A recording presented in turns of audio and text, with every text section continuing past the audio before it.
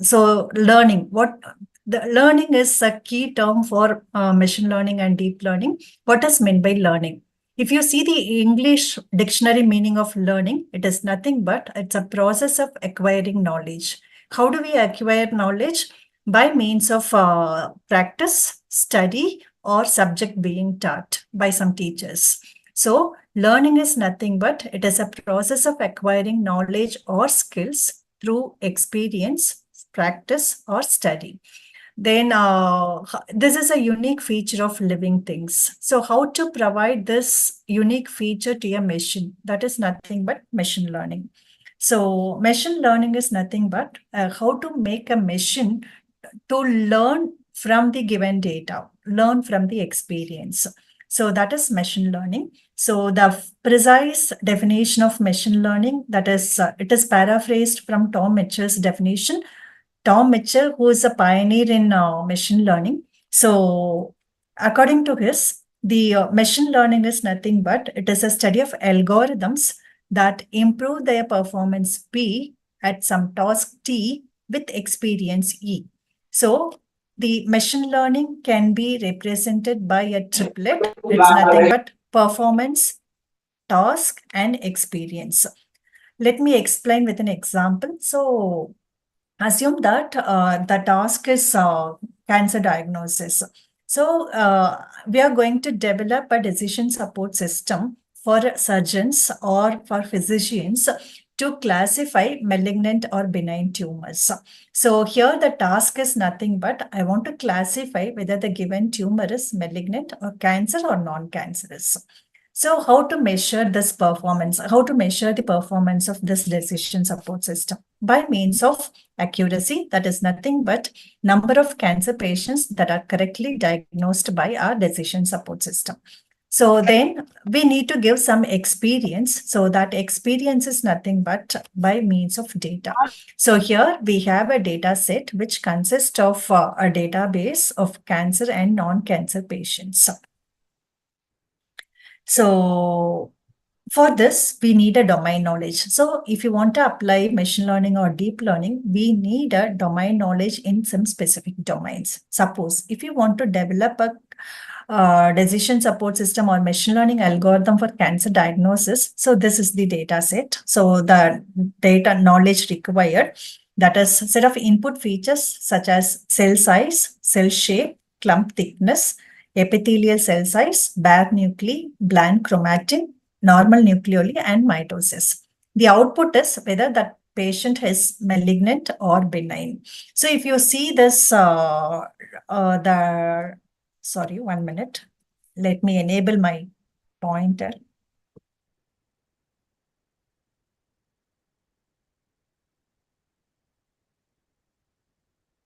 So here, if you see this image, so this is benign tumor cell, this is malignant tumor cell. So here, the cell size is fixed and cell shape is regular in case of benign tumor. On the other hand, in case of malignant tumor, this cells are cell size is irregular, cell shape is also irregular. Clump thickness is also high in case of malignant tumor, and epithelial cell sizes is bigger than the benign tumor. And nucleolus, so nucleus is nothing but the small round inside that cell. So that nucleus is also in benign tumor, it is regular shape. In case of malignant tumor, it is some irregular shape. So if you see the mitosis, there are two kinds of cell division, that is mitosis and meiosis. In case of malignant cancer cells, the mitosis is large. So this is the domain knowledge. So based on this domain knowledge, we have to construct a model. Similarly, iris data set. So there is a data, this is available in UCI machine learning repository. So here we are going to distinguish 3 flowers based on their features.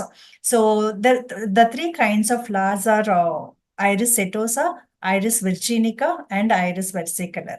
So these are all the 3 features.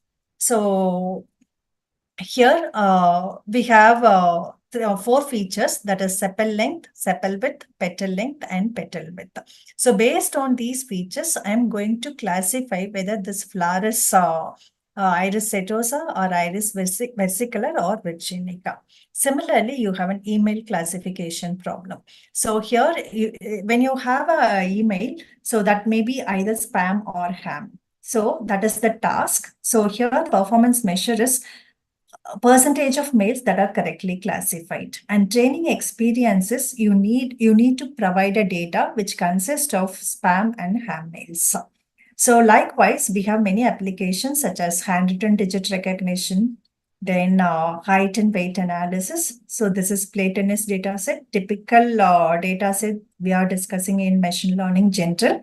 So based on the temperature, humidity, wind nature, and outlook, we have to predict whether we can play tennis or not. So these are all the different examples of data what we have. So using this, we have to pass it on to a machine learning algorithm. That algorithm will construct a model. So here, the basic components of a machine learning algorithm or deep learning, whatever it is. So the deep learning algorithm or data. So you need to give a data which gives the experience to the machine learning algorithm. And that data is passed on to a machine learning algorithm. So it will construct a model. So I'll tell you what model is after some time. Okay. Then as that model consists of set of parameters. So these parameters are found by means of optimizing some function. That function is either a loss function or likelihood function. So using this function, so you have a training algorithm. Typically, it is gradient descent or stochastic gradient descent algorithm through which we are optimizing it and we are finding the parameters. So these are the things which are 1 minute.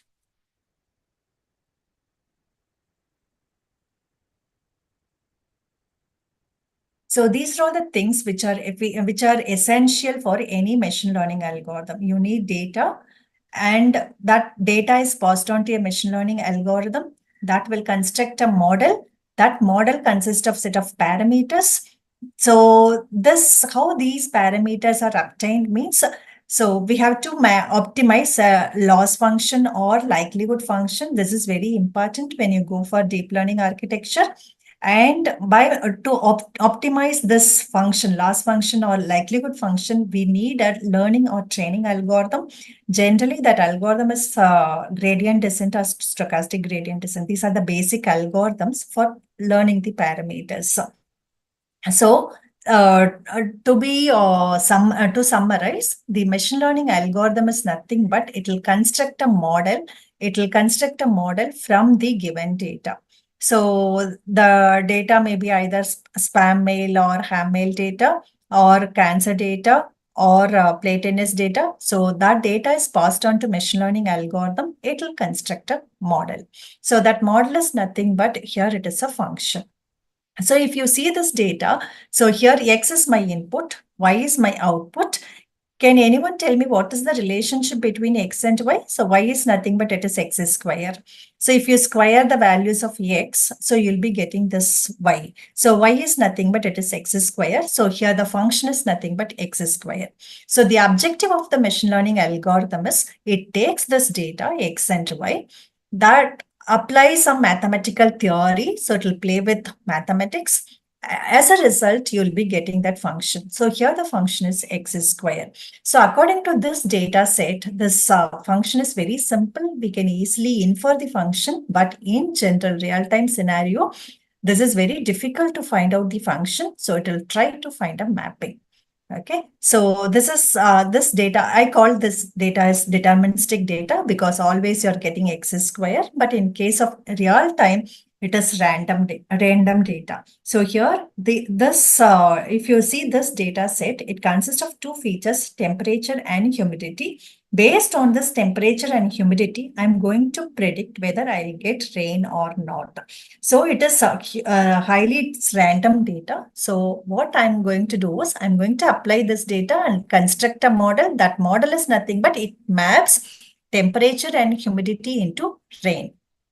So what is meant by model? I'm telling model parameters and all. So what is meant by model in case of machine learning or deep learning algorithm? So here, if you see this data, So it's a in two-dimensional space. You have set of features. So here, blue circles are nothing but benign data points, and red squares are nothing but malignant data points. My objective is I want to construct a model, or using a line equation, I have to separate this data into two classes. So when the new data point comes in, if the data point is, so if you see this data, so using this blue lines, blue dotted lines, I will separate this whole 2D space into two regions. One is benign region, the other one is malignant region. So when the new data point comes in, this is nothing but a model. So line equation is model. So generally what would be the line equation? It is nothing but mx plus c. So that is the line equation. So here are the parameters. So what is meant by parameter? Parameters are that are unknown values in the line equation. So in the line equation, what are all the unknown parameters? It is nothing but m and c. So m is nothing but slope, c is nothing but y-intercept. So these two are parameters of the line equation. So here I'll call line as a model and parameters are slope and intercept. Okay, so given the data set, when I pass it on to a machine learning algorithm, it will give me a model and parameters. So how do I predict this data? So when the new data point is given, suppose assume that this is my data. So when the new data point is given, so it should be able to predict, 1 minute, sorry. So when the new data point, assume that this is my data point. So when the new data point is given, it should be able to predict whether the data point belonging to benign or malignant. So here, if the data point is on the region, that this is right side of that line equation. So this is nothing but benign region. So this data point will be predicted as benign. So this is the general procedure of any machine learning or deep learning algorithm.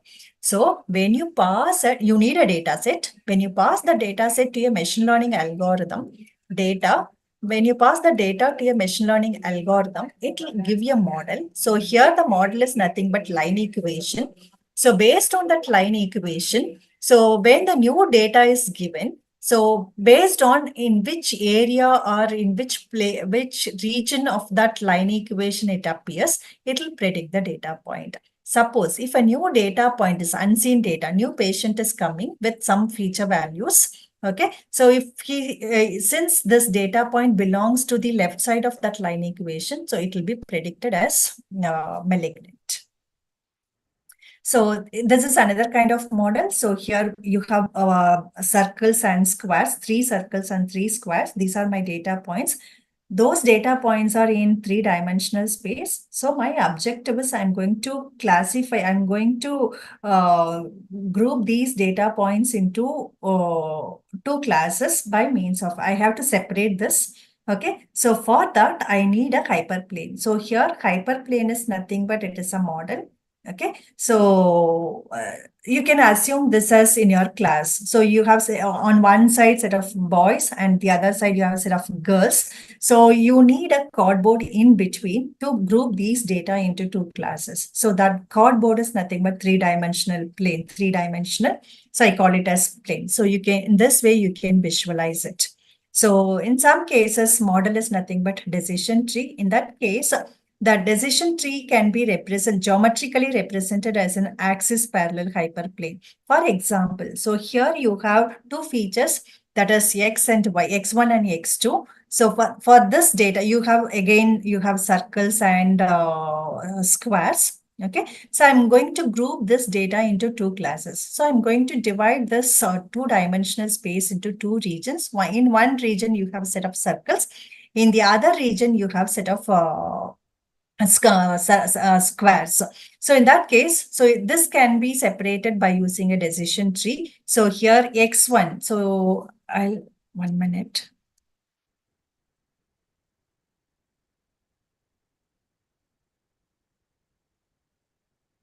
So here, if you see this data, so this is nothing but set of squares. So this is nothing but set of circles. So how it can be separated means x1 is greater than w10. W10 is nothing but my threshold value. If x1 is greater than w10 and x2 is greater than w20, then this is that region is nothing but this region. So here x1 is greater than w10. If it is yes, then it checks the x2. If x2 is greater than w20, then it belongs to class 2. So this region is nothing but class 2.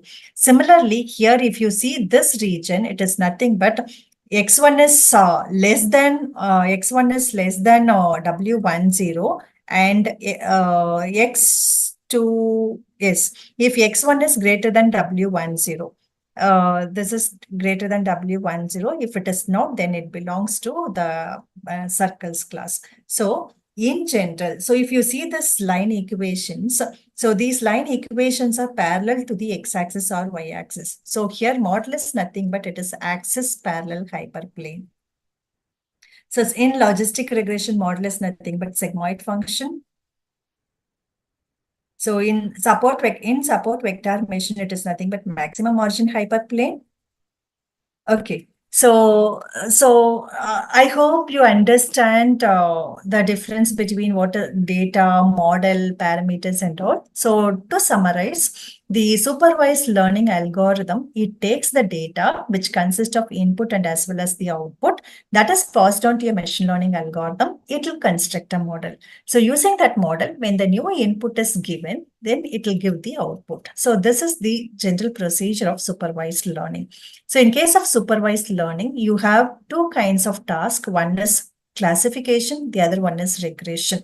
So in case of classification, if you see the output, that output is nothing but it is discrete. Discrete means you can predefined class categories. For example, in case of play tennis data set, whether we can play tennis or not. Here we have only two categories. Similarly, if it is in case of brain cancer diagnosis, either it is the class label is malignant or benign. So here also we have two categories. In case of iris flower classification, we have three kinds of flowers, whether that is iris setosa or iris versicolor or iris virginica. So this comes under classification. On the other hand, in case of regression, if you see the output, that output is nothing but it is a continuous value. How much amount of rain I'll get tomorrow? How much amount of what would be the temperature tomorrow? So so that is if you take this rain measurement, that is in terms of millimeters and centimeters. Similarly, in case of temperature class prediction, it is in terms of Celsius and Fahrenheit. So it is regression. So it contains some set of continuous values in specific range. So it is called as regression. So these are the general algorithms that comes under classification and regression. Then what are all the foundations and pillars of machine learning algorithm? So if you take machine learning, there are four kinds of tasks that are nothing but pillars. One is regression, dimensionality reduction, then density estimation, that is nothing but clustering, then classification. So for whatever may be the task, so the basic components that are required are vector calculus, probability distributions, optimization, linear algebra, analytic geometry, and matrix decomposition. So these are all the basic backbone for ML and DL. So to recapitulate, so you have a data set, split that data set into train and test. Training set is used for constructing the model and test set is used for testing. This is used as unseen data. So using this data, with the help of the model that is obtained from training set, so we have to predict it. We have to predict the class labels. So this is the general machine learning or supervised learning algorithm. Okay, so up to this, the first part of introductory concepts is over. So for any doubts? If you have any doubts, you can ask me. Please don't hesitate.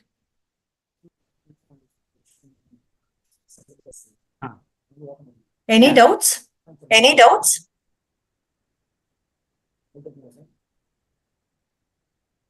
Can I proceed? Can I proceed?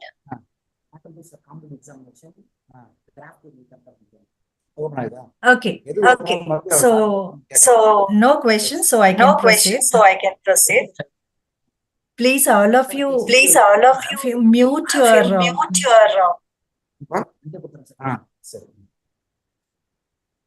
Dr. Shaktivel, can you please mute? Next, move on to introduction to convolutional neural network. Okay, so for that, the second part is dealing. Hello, Vijaya madam. Vijaya madam. My voice is echoing. I couldn't proceed. அதான் நீங்க ஒரு tape இன்னொரு tape நம்ம type பண்ண வச்சோம் என்ன அப்படி இந்த வேர்ல்ட்ல இருந்து அப்படியே காப்பி வந்துச்சு Thank you. So this is the second part of my talk, that is convolutional neural network. So for that, the backbone is neural network. Let me speak sometime about neural network. Okay. So here I told you already this, the backbone for machine learning or deep learning algorithm is optimization. So here we are going to find the parameters. Here we are going to find the parameters by either minimizing or maximizing the function subject to the set of constraints. So, so this is the optimization function. So here I want to minimize or maximizing the x. So I want to find the value x, which minimizes f of x. F of x is nothing but it is a loss function. So what is the, here when you go for deep learning algorithm, you need a loss function to either minimize or maximize it. So here the properties of loss functions are, it is continuous, it is a continuous function, it should be differentiable. I hope you have learned differentiation. So it should be differentiable, and the most importantly, that function should be a convex function or concave function.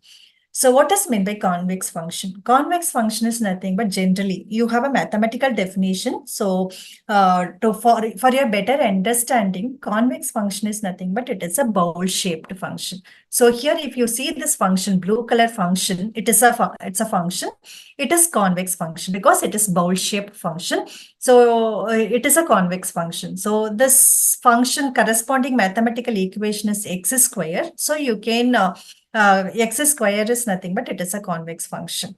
So the generally loss functions that are used in machine learning and deep learning are cross entropy loss. If you see this structure, the geometrical structure of the loss function, this is also again, it's a bowl function. So it is a convex function. So this cross entropy loss is used in multi-way classification. So in case of, when you go for deep learning or machine learning, you have different kinds of tasks. As I told you already, it is classification or regression. In case of classification, you have binary classification or multi-way classification.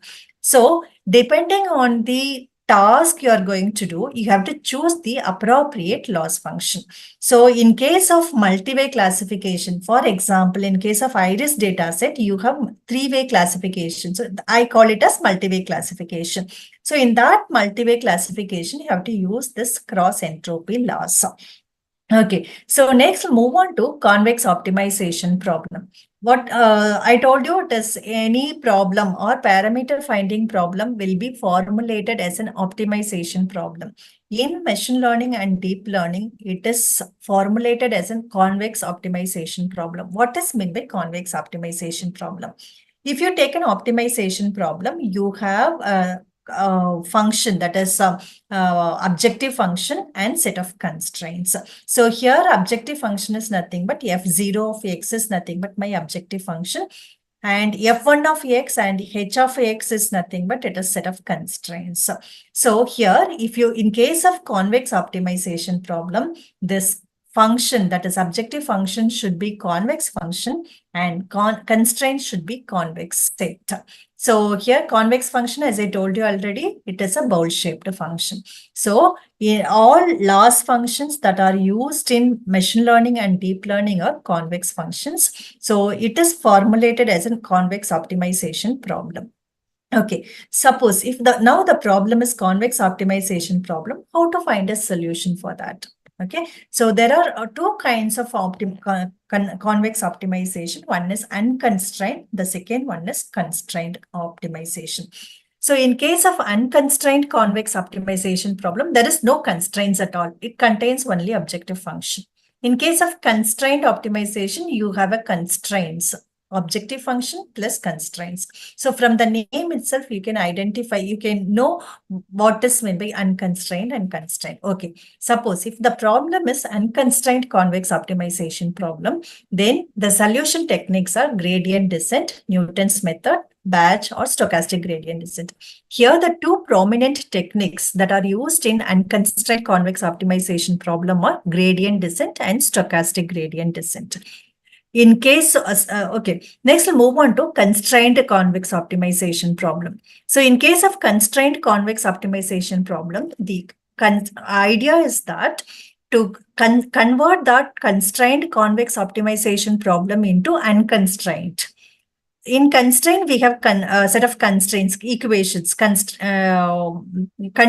right? So add that conditions in the objective function itself. So that then it becomes unconstrained convex optimization problem. So for that, we are using the techniques are Lagrangian multiplier and constraint methods. So these are the two techniques that are used in constraint optimization problem. Okay, so next we'll move on to just overview of gradient descent algorithm. What is meant by gradient descent? The gradient descent is nothing but it's like from a hill, you have to reach the foothill of the mountain. That is nothing but gradient descent. I'll tell you. So here, assume that you have a hill range. 1 minute.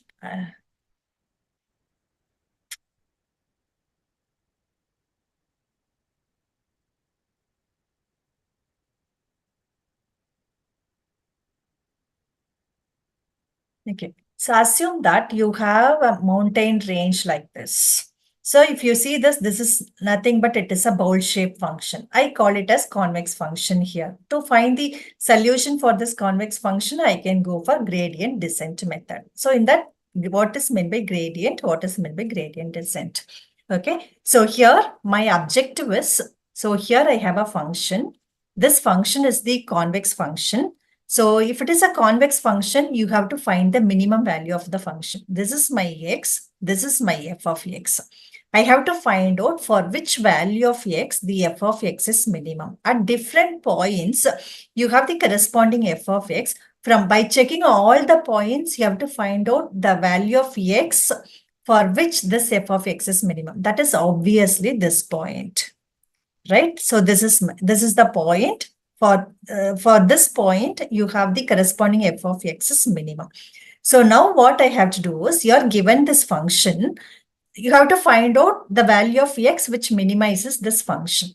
Okay, so how to find this? So for that, what you have to do is, I'll tell you a scenario.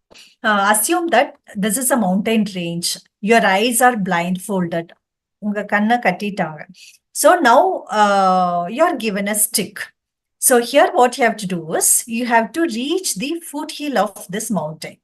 This is nothing but finding a minimum value of a function. Okay, so now what will you do? How do you find this? How do you reach this foothill?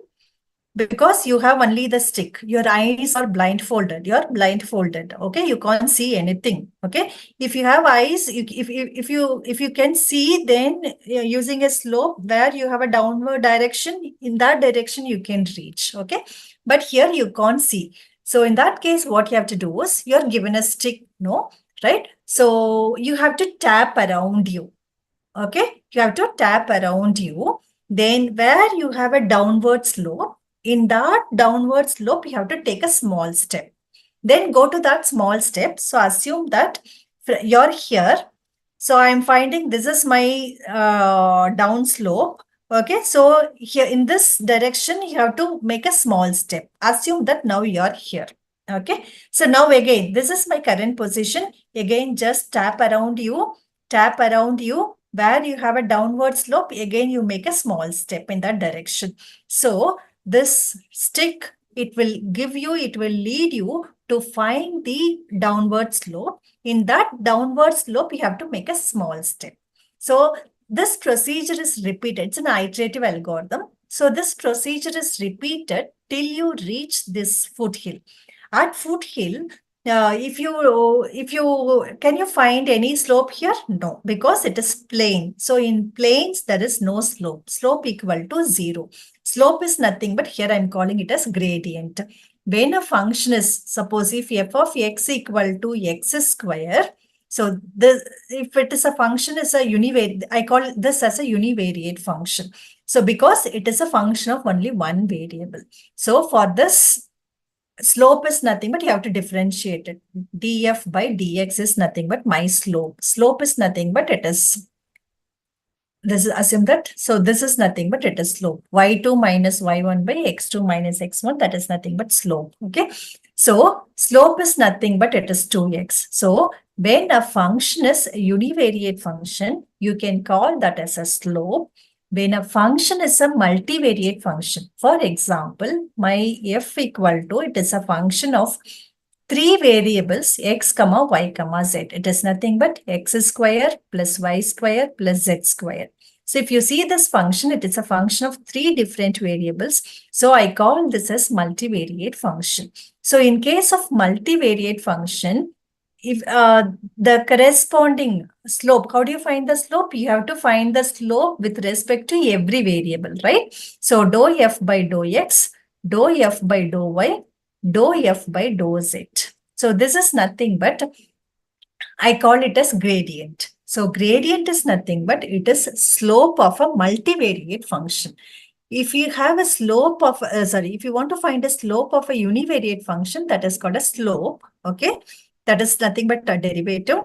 In case of multivariate function, it is called as gradient. Okay, so what is the meaning of slope? Slope gives me either it can be upward or downward. Okay, when in case of gradient descent, what you have to do, you have to go in the downward direction, opposite direction of the gradient you have to reach. For example, from this point, if you want to reach the upward direction, you have to go in this way, right? So in this case, finding slope is sufficient.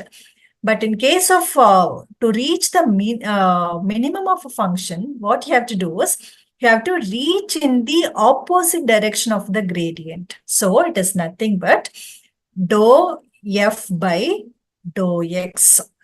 Okay, so this is nothing but slope. Okay, you have to travel in the opposite direction of the gradient. So it is minus. Okay, so in that direction, so this gives me direction. So in that direction, I have to make a small step that is denoted as eta. So according to this gradient descent, my equation is that, so from the current position, so my current position is nothing but assume that this is my current position. If you find a slope, it gives me the upward direction. But if you reach the upward, if you go by this direction, you can reach the peak of the mountain. But what we want is we want to reach the foothill. So what you have to do is you have to travel in the opposite direction of the gradient. Okay, opposite direction of the slope. So x nu equal to x volt. This is my current position. From that current position, you have to find a slope. Okay, dou f by dou x. So in that, if you go by this direction, you can reach the peak. So you have to travel in the opposite direction. So opposite direction negate பண்றேங்க minus. Okay, so in that direction, I have to make a small step. That is nothing but eta. I call this as learning rate or step size. Please try to understand this. This is the base for deep learning. If you take any deep learning architecture, convolutional neural network, autoencoder, recurrent neural network, long short-term memory, then transformer, recently we have large language models, whatever it is, the base is this. That is gradient descent algorithm. So from the current position, take a small step that is denoted as eta. In which direction you have to take a small step? In the direction or opposite direction of the slope. So opposite direction, here it is minus. Then the slope is nothing but it is denoted as dou f by dou x. So this is the base for gradient descent algorithm. So what you have to do is you have to start with some random location or random position, then take it as x volt. Okay, then take a function that find the gradient for that function, and you have to negate it. In that direction, you have to make a small step that is denoted as eta. Here you have to fix the eta value. Generally, eta is nothing but it is very small, that is 0.5 or 0.25, because it denotes the step size. If eta equal to small, you take small steps, then you can reach the foothill of the mountain. Suppose if you take a bigger step, then you can reach the solution faster, but sometimes there may be a chance to skip the solution when it is large. So if you want to guarantee the solution, take smaller steps, but it takes number of iterations will be more, but even then it guarantees the solution. I hope you understand this gradient descent algorithm. Any doubts? Generally, gradient descent is used to find the minimum of a function, minimum of a convex function specifically. Any doubts? Shall we proceed? Yes, that's what it's given. So here the consider convex and unconstrained optimization problem. You have to find the minimum of x. The simple approach is you have to start from some random solution. It's an iterative approach. So t times you have to proceed it. So xt plus 1 equal to xt. This is nothing but my old step. From that step, you have to take it in the opposite direction. So minus small step. So it is eta.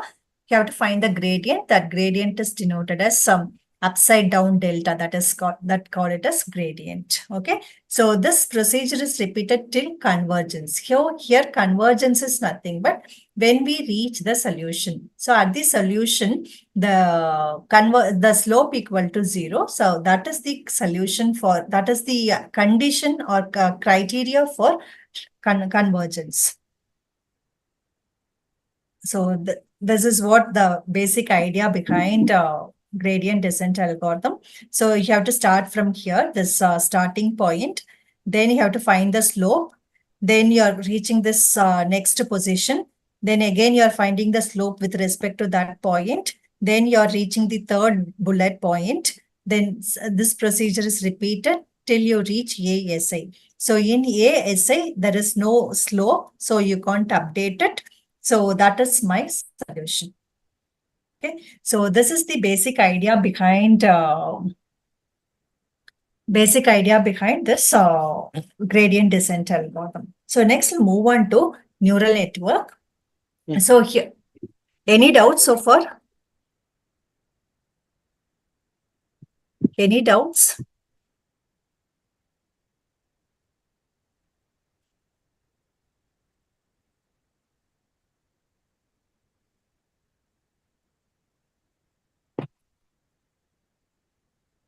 So to summarize, so here the problem is formulated as an optimization problem. Hello. Yes, ma'am. Can I proceed, ma'am, or any doubts? Ma'am, you can proceed. Okay, thank you, ma'am. Okay, so just to recapitulate what we have discussed so far. So I have started with introductory concepts related to machine learning. Then I proceeded with gradient descent, which is the backbone for deep learning algorithm. So that is used to find the minimum value of a function. So the basic idea behind the gradient descent is that you have to start from some random position. So from that random position, I have to find the slope. Slope gives me the direction, but don't follow the direction. You have to travel in the opposite direction of the gradient. So that leads me to the solution. That leads me to the minimum value of a function. So this procedure is repeated till you reach the solution. At the solution point, gradient equal to 0. So at any point, if gradient equal to 0 or slope equal to 0, it means that we reach the plane, right? That is in the our hill climbing or hill down climbing the scenario. Okay, so from this we can identify whether we reach the solution or not. When we reach the solution, we can stop. That point will be the optimum value. Okay, so this is the base for a deep learning algorithm. Okay, so next we will move on to motivation for neural network. That is nothing but biological neuron. If you see the biological neuron, it consists of different components. One is, so neuron is nothing but the basic unit of the central nervous system. So that is called as neuron. So here we have dendrites. So dendrites are nothing but all filament shaped structures. Through this, we are collecting the inputs. So dendrites collects the inputs in terms of electromechanical signals. So that signals will be passed on to this nucleus. So here nucleus, it will sum up all the electrical potential, and it will be, and each neuron has its own potential, action potential. Suppose the summed up or accumulated electric potential exceeds that action potential, then this neuron will be fired. If this neuron is fired, then it releases some neurotransmitters or chemicals. So that chemicals will be transmitted through to the dendrites of the other neurons. So in this way, it is the biological neuron works. So the basic element, the biological neuron is nothing but it accepts the input from dendrites. So dendrites are nothing but it is connected with other neurons. So it will get the input from the other neurons. And in the nucleus, it will sum up all the potential, all the electric potential. If that sum exceeds the threshold value, then that particular neuron will be fired. If the neuron is fired, then it releases some chemicals. That chemicals are nothing but neurotransmitters. So that neurotransmitters are transmitted through this axon, and it will pass it on to other neurons via dendrites. So this is the procedure. So we are going to simulate this biological neuron using a concept called artificial neuron. So here it has to receive the input, right? So that is nothing but this input links. Then here you have to sum up all the inputs. So here what you have to do is each input has the corresponding weight that is denoted as W. So because this can be visualized as the neurotransmitters, because for each neuron contains different amount of neurotransmitters depending on the action it is used. So what we have to do is take every input. Every input has the corresponding weight. So we have to find the weighted sum here. So it is nothing but it is the sum of all the weighted inputs. So Wj into Aj, where J varies from 1 to D. Assume that we have D inputs. So A1 to AD, each input has the corresponding weight, that is W1 to WD. So Aj into Wj, that is nothing but here it is input function. We have to sum up all the inputs. Then we have to pass it on, we have to fire it, right? We have to decide whether we have to fire this neuron or not. For that, we have to use a function called activation function. So this activation functions it is useful for all the deep learning architectures. Okay, so activation function. So you have different activation functions depending on the task you are going to use. So, okay, so this activation function will give some output. That output will be passed on to the next neuron. So this is nothing but the concept of the artificial neuron. It receives the input, finds the sum, and apply that sum to your activation function. So here you have linear and nonlinear activation functions. Generally, brain is a nonlinear device. So here but since here the problem is linearly separable problem, linearly non-separable problem. So it supports both linear and non-linear activation functions. Then we'll get the output. That output is passed on to passed as an output. That output is input to the other neuron. So this is the procedure of artificial neuron. So at this point of time, how to use this how it learns this parameter. So here the parameter is again, W is the parameter because for the input is known, output is also known. What is unknown is it is nothing but weight. So weight for each input is nothing but it is unknown parameter that we have to find through artificial neuron. So how these parameters are found means, as I told you already, by means of gradient descent algorithm. So here my objective is I have to find this W. Okay, so here the parameter is nothing but W. I have to find this W. I'll start with some random W. Randomly, I have to give some values for W and take every input, Xi. Each input has the corresponding output, Yi. So pass it out to this neural network architecture. You will be getting the output. So that output is nothing but Yi hat. So now, if this weight, suppose each input has a weight, I told you, right? Each input Xj has the corresponding weight, Wj. So how it is done is you have to find out the summation of Wj, Xj, where j varies from 1 to d. So this is called as weighted sum. So this weighted sum is passed on to some activation function. I call it as sigma here. So here it is summation of Wj, Xj. So I'll pass it on to activation function. So here you have different activation functions. Depending on the task, you can choose the appropriate activation function. Then you will be getting the output. That output is, I call it as Yi hat. So for an input Xi, you will be getting the Yi hat. But that input has the actual output or ground truth. That is, I call it as Yi. So now I have to compare this with Yi hat, Yi and Yi hat. If both are equal, the meaning is that this particular weight correctly classifies this data point. So no need to update the weights. Suppose if your predicted output is different from the actual output, that is Yi, then it means that this particular weight not correctly classifies this data point. So I have to update the weight. So how do you update the weights? Using gradient descent algorithm. So Wj is nothing but my new value of that Wj. I have to update this. This is nothing but old value of Wj minus eta times dou L by dou W. So here L is nothing but loss function. So when you find W, you have to minimize this loss function. So this is W, this is L, it is a convex function.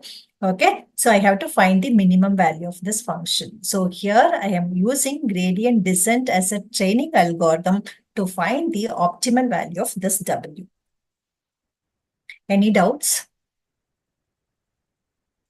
So now, here what you have to do is take a data point. So it has two steps here. So take a data point, pass it onto this neural network, get the output. So this step is called as forward pass. Forward pass. So at the end of the forward pass, you will predict the output using this neural network. With the help of the weight, as I told you, using this procedure, you'll be getting the output. So that is first step, forward pass. So suppose in the second step is, then you have to compare the actual output and the predicted output, and you have to decide whether we need to update the weights or not. So that is done by using a concept called back propagation. Excuse me, ma'am. Ma'am, I have a doubt, ma'am. Yes, please. Yes, what's your doubt?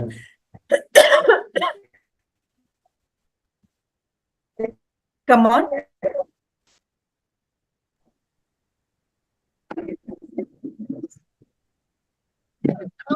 Ma'am, what is the role of synapse, ma'am? Synapse. Nervous Okay. neurons. Yes, in case of synapse, So synapse is nothing but it is a ending point of a neuron. Okay, ending point of a neuron is called as synapse. Okay, then from that synapse onwards, so here if you take this, sorry, 1 minute.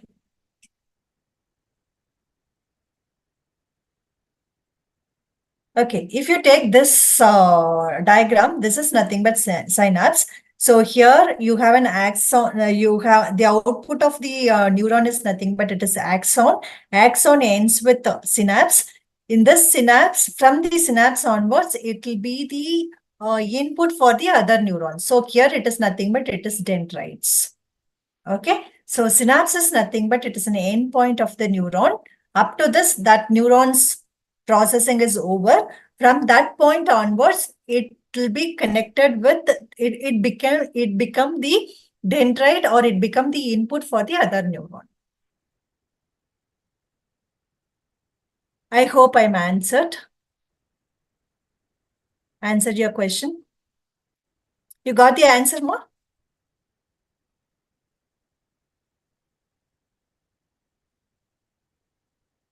Any more doubts?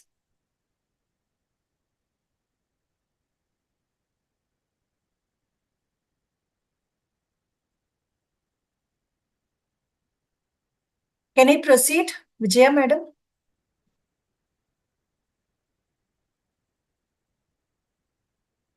Am I audible? Hope I am audible. Yes, ma'am. Yes, okay. Okay. Let me proceed. So next we'll move on to perceptron. Perceptron is nothing but it is artificial neuron, what I told you so far. So here you have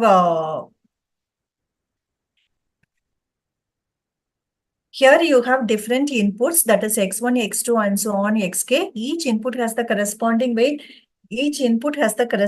weight. So that is w1 to wk.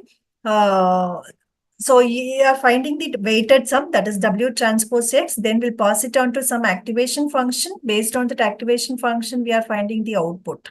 So this is what we have discussed so far. Okay, so here I want to tell you one thing. So I'm telling, 1 minute.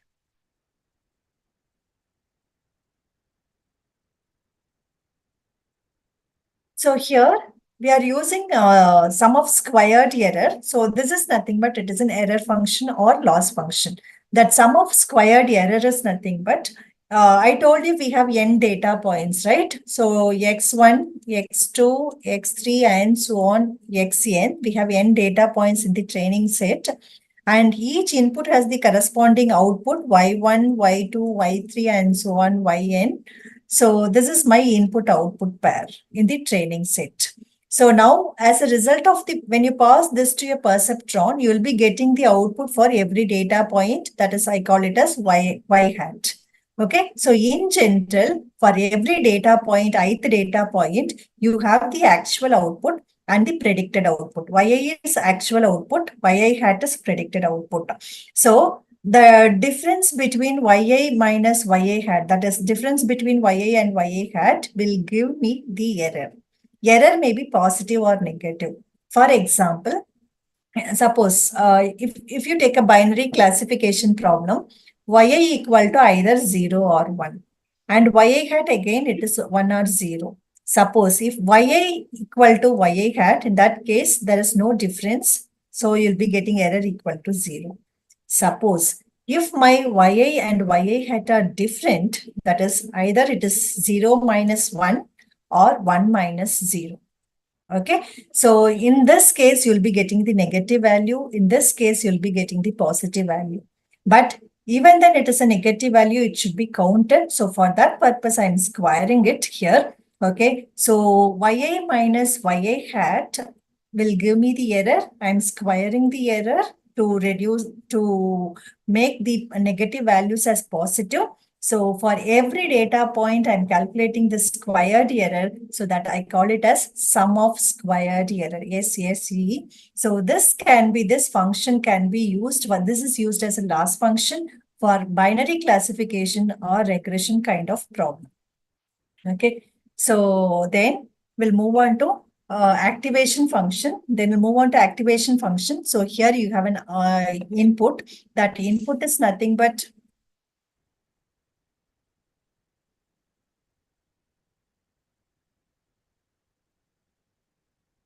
here the input is nothing but the weighted sum, that is W transpose X or summation of Wj and Xj. This is my weighted sum that is passed on to activation function. You will be getting the output. So this is nothing but the general procedure. What next we'll discuss what are all the different activation function.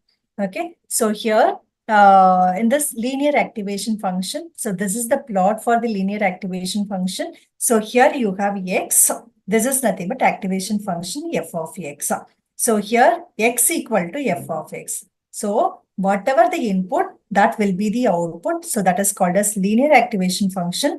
This activation function will be used at the time of regression. Okay, please make a note of it, because when you use deep learning architecture, you have to fix the activation function for each layer. So at that time, depending on the task, you have to choose the appropriate activation function at the output layer. So at that time, this information will be useful. Please make a note of it. Okay, so linear activation function is used at the time of regression. Okay, so this is nothing but whatever may be the input, that activation function generates the output. Suppose your input is 6, the output is also 6. If your input is -8, the output is -8. That is the basic idea behind linear function. Next, we'll move on to sigmoid function. In case of sigmoid function, this is my input, this is my output. So in sigmoid function, that input will be in the range of -infinity to +infinity, as I mentioned here. Okay, -infinity to +infinity, that is my x. Okay, this is sigmoid of x. The corresponding equation is 1 by 1 plus e power minus x. What this function will give me is that it gives me whatever may be the value of x, this sigmoid value gives me in the range of 0 to 1. So here, if you see this f of x, that is sigmoid function, it is nothing but in the range of 0 to 1. When this x equal to 0, you will be getting 0.5 as your sigmoid value. If you substitute here, you can clearly tell. So here it is x equal to 0. If you substitute here 1 by 2, so it's nothing but 0.5. So all positive values will be above 0.5 and all negative values will be below 0.5 to minus in 0.5 to 1. Sorry, 0.5 to 0. And here for all positive values, that is you'll be getting from 0.5 to 1. Then the next activation function is, okay, so when this sigmoid function will be used, the sigmoid function will be used at the time of binary classification. And when you go for neural network, I hope you have learned that consists of input layer, hidden layer, and output layer. In case of hidden layer, for every layer, you have to use one activation function. If a layer is a hidden layer, then you can use sigmoid as an activation function. Okay, and in case of output layer, in case of binary classification, in output neuron, you can use this sigmoid function. Okay, so next we'll move on to tanh function. So in case of tanh function, it is similar to sigmoid function. In the range of -infinity to +infinity, tanh will give us in the range of -1 to +1. Next one is ReLU. ReLU is nothing but maximum of 0, x. That is ReLU function. So the meaning of this ReLU function is that if x is negative, then it becomes 0. Output becomes 0. If x is positive, then same x will be it is same as the linear function. So this is ReLU. This is very important. This will be useful for our convolutional neural network. Please make a note of it. So ReLU of x is nothing but maximum of 0, x. So the idea behind this function, the functioning of this ReLU function is that if x equal to negative, it takes the value, the output becomes 0. If it is positive, that value becomes the output function, output value. Then leaky ReLU is nothing but it is maximum of 0.1x comma x. In case of ReLU function, we have negative values that will be replaced with 0. Instead of replacing negative values with 0, I am replacing with some minimal value that is nothing but 0.1 times x. So here you can fix any value here. Here I am using 0.1x comma 0.1x comma x. So if it is a negative value, that will be replaced with 0.1 times x. If it is positive value, then same input will be passed as an output. Then softmax function. Softmax function is used at the time of multi-way classification in the output layer. So this is a function.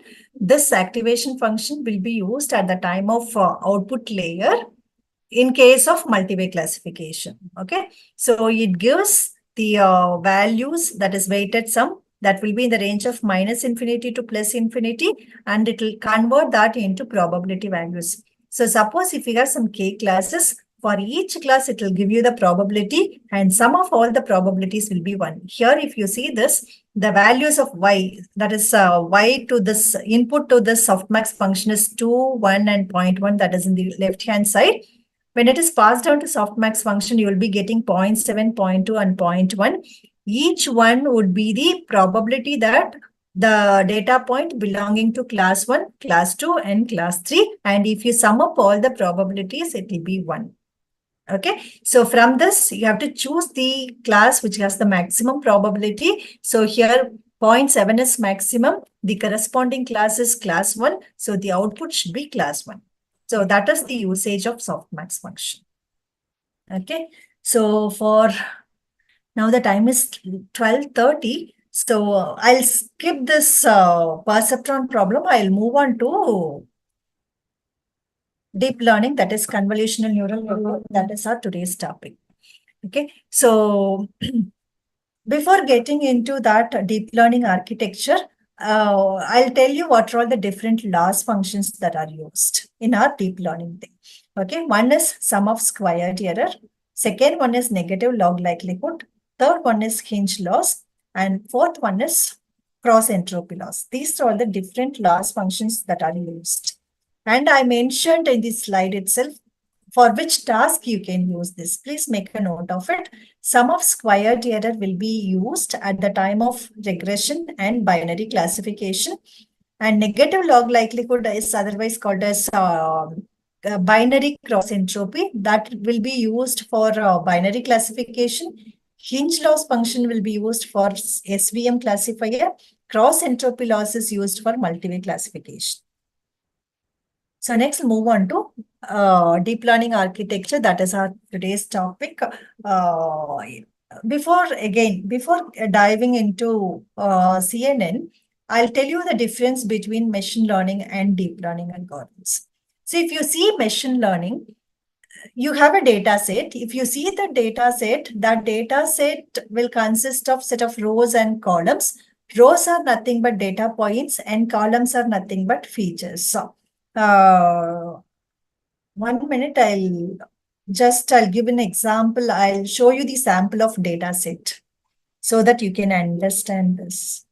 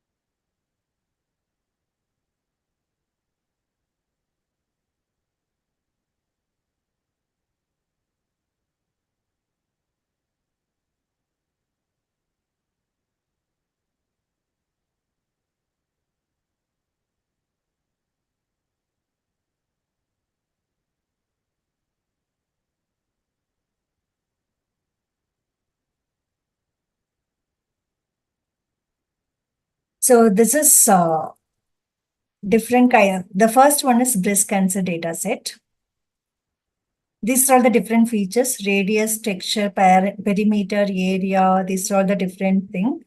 And Ma'am, we couldn't see the data set. okay, 1 minute.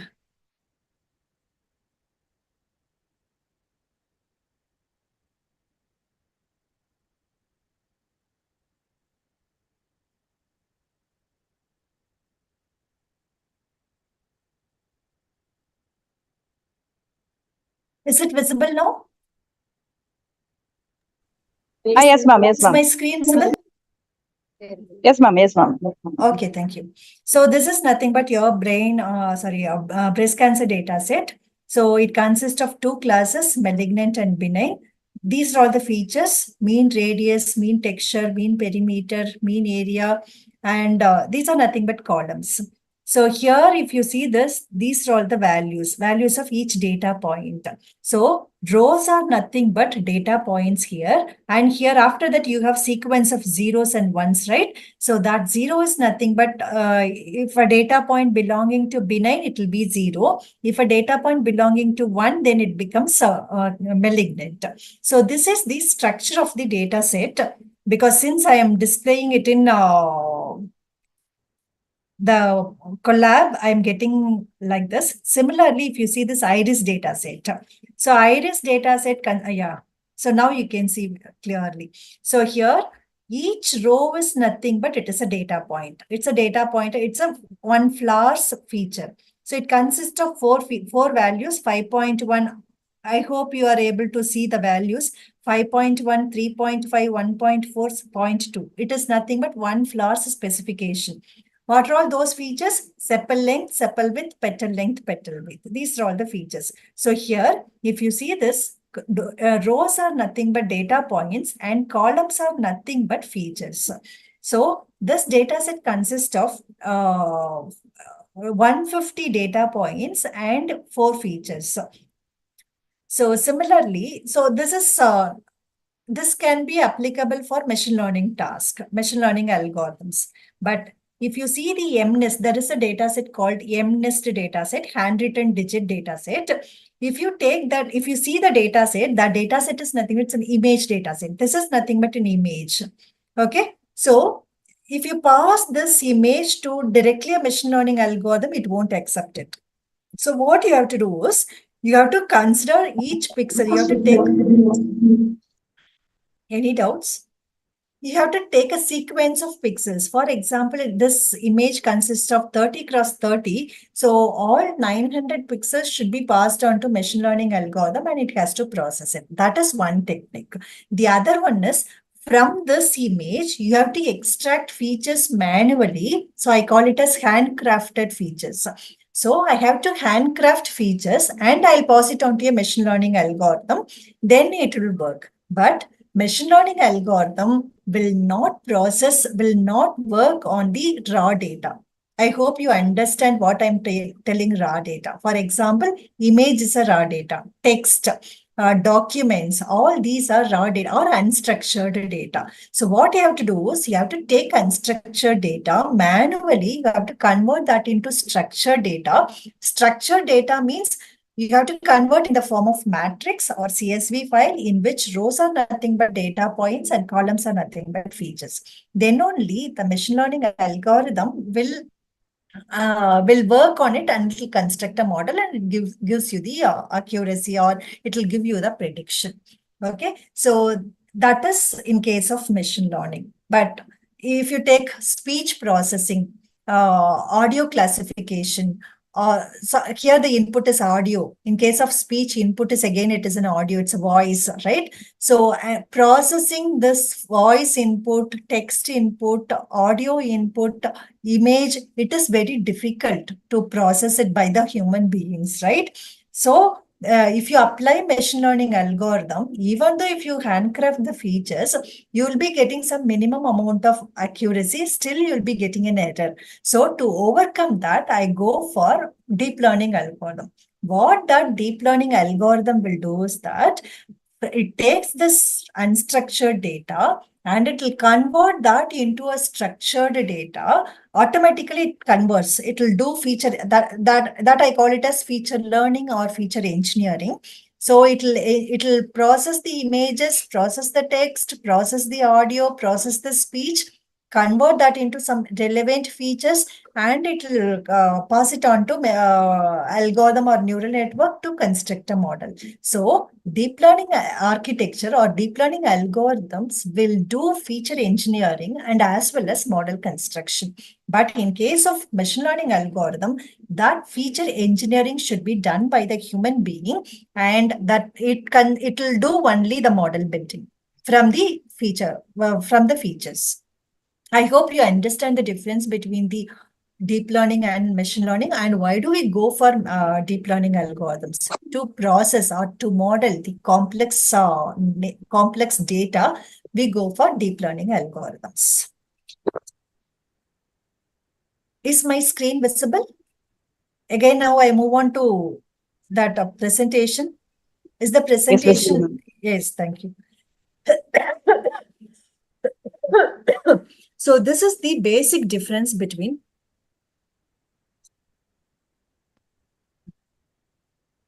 machine learning and deep learning. This I told you already. If you have an image, 1 minute, let me.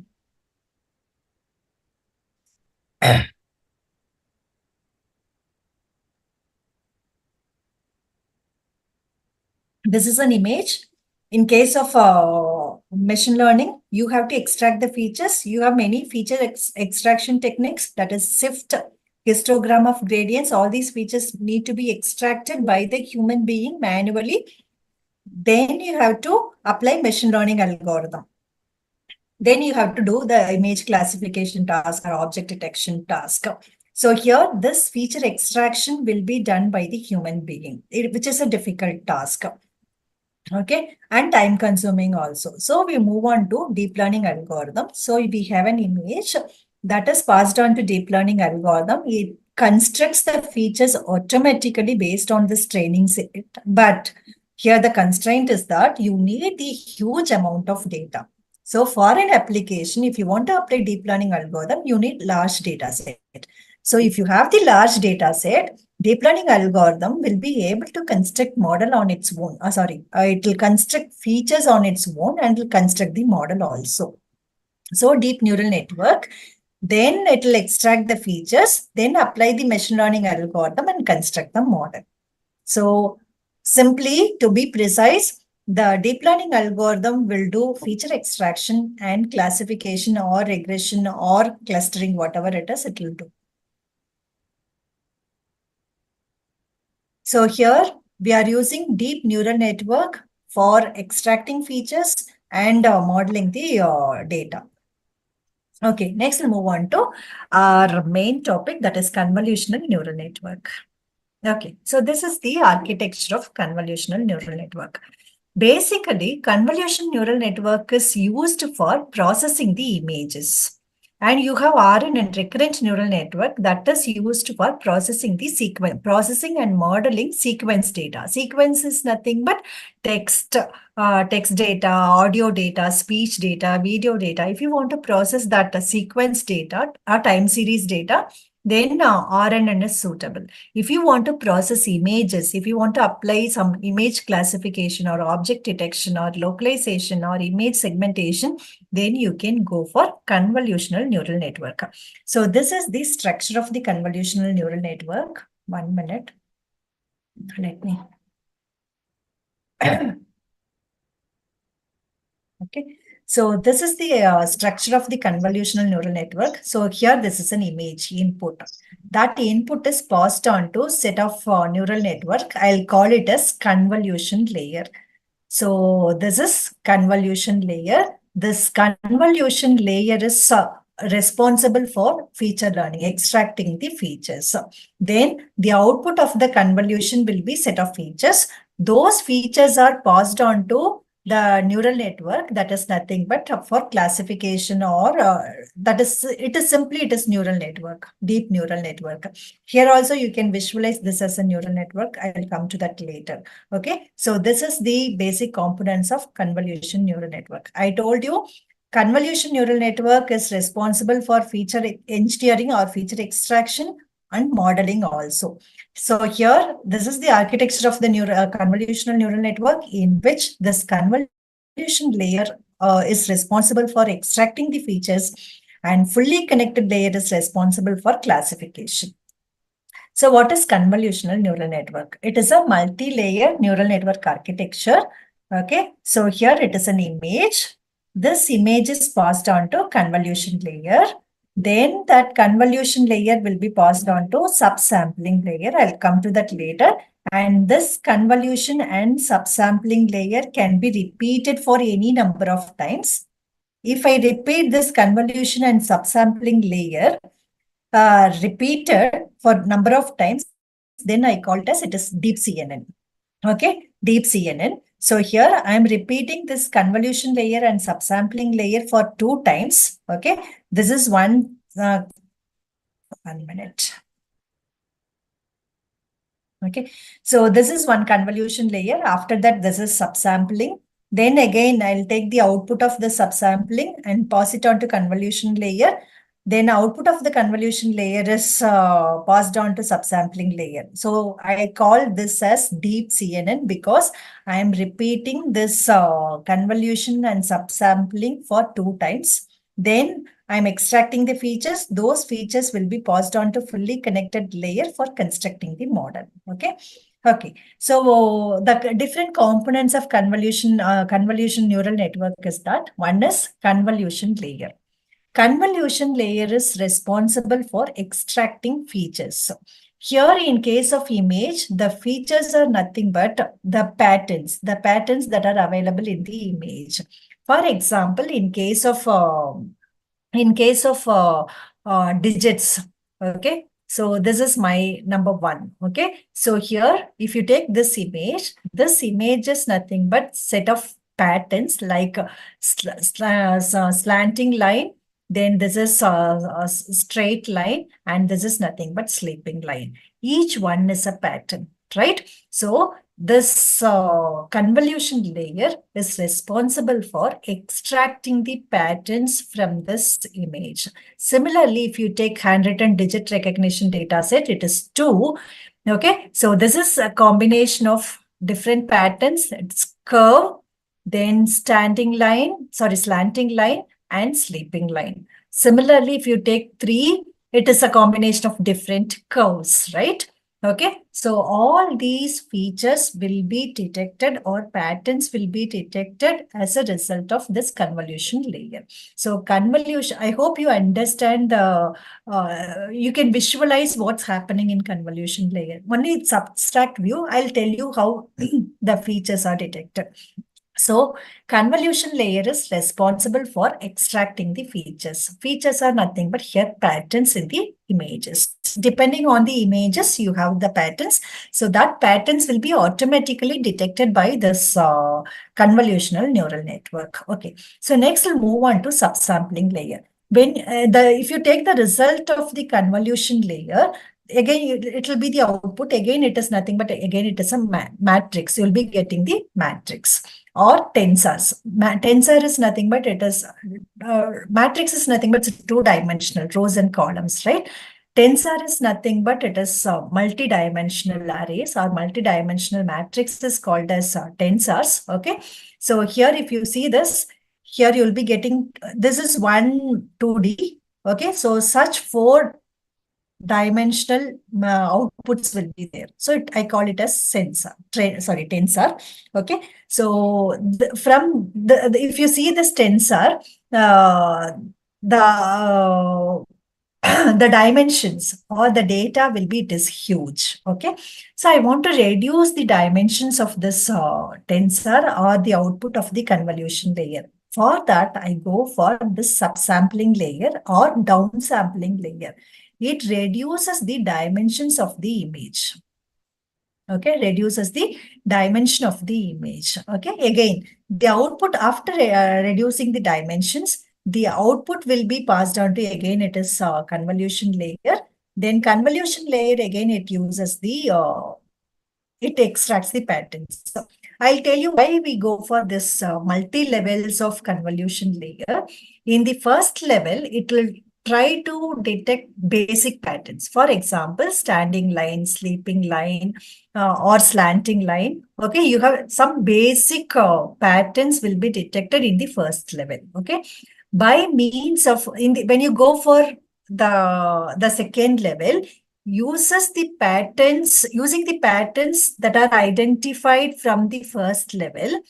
It takes the combination of those patterns and it will make it as complex pattern and it will try to detect. In case of one, this slanting line and straight line will be combined together to extract this pattern. Right? Similarly, this will be the one pattern. Standing line and sleeping line will be combined together to form this pattern. Okay. So what are all the patterns, complex patterns that are available in the image? By combining the simple patterns that are identified using first level, okay, it formulates complex patterns and it detects those complex patterns in the image. So that is the idea behind convolutional neural network. Convolution layer. So I hope you understand the meaning of convolution, not meaning, or the function of convolution layer. Any doubts? Shall we proceed? So as you increase the depth of the CNN, as you increase the depth of the CNN, you can create complex patterns. The complex patterns will be detected by the convolution layer from the given image. So that is better. If your task is complex, then you can don't stop with single convolution layer and downsampling layer. Increase the convolution layer. So it will increase the accuracy. So this is for classification. So what is convolutional neural network? Convolution plus network. So here I told you, right? Convolution layer. So assume that this is the image. That image consists of a set of pixels that are arranged in rows and columns. So here this red square is nothing but it is a filter. I call it as filter. It contains a feature or it contains a small pattern. As I told you already, it is simply single sleeping line or standing line or slanting line or some arc or some circle. So like that, simple patterns. Okay. So here that pattern is nothing but sleeping line. It will try to detect sleeping lines, if any, in the current image. That is the duty of the convolution layer. How it detects? So first, I'll tell you. See, in this way, it will learn. So here, this is nothing but torch. This filter is nothing but torch. It will apply a torch on a specific region. It will search for that pattern. If the pattern is present, it will get some value. So by means of convolution operation, that will be happened. Okay, that I'll come to that later. Then in this way, it will calculate, it will search for that particular pattern in the image. Okay. So this is one value here. Then again, for every, so this is for second pixel.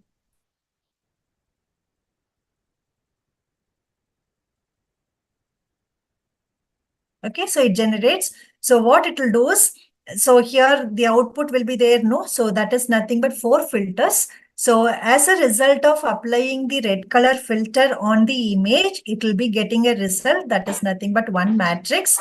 Then the second pattern is nothing but gray color pattern. That will try to find the standing line in the image. Then it will go for the third pattern. So that third filter, I call it as filter.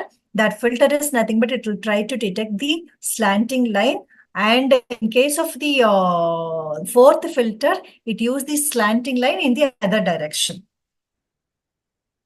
So again, convolution layer.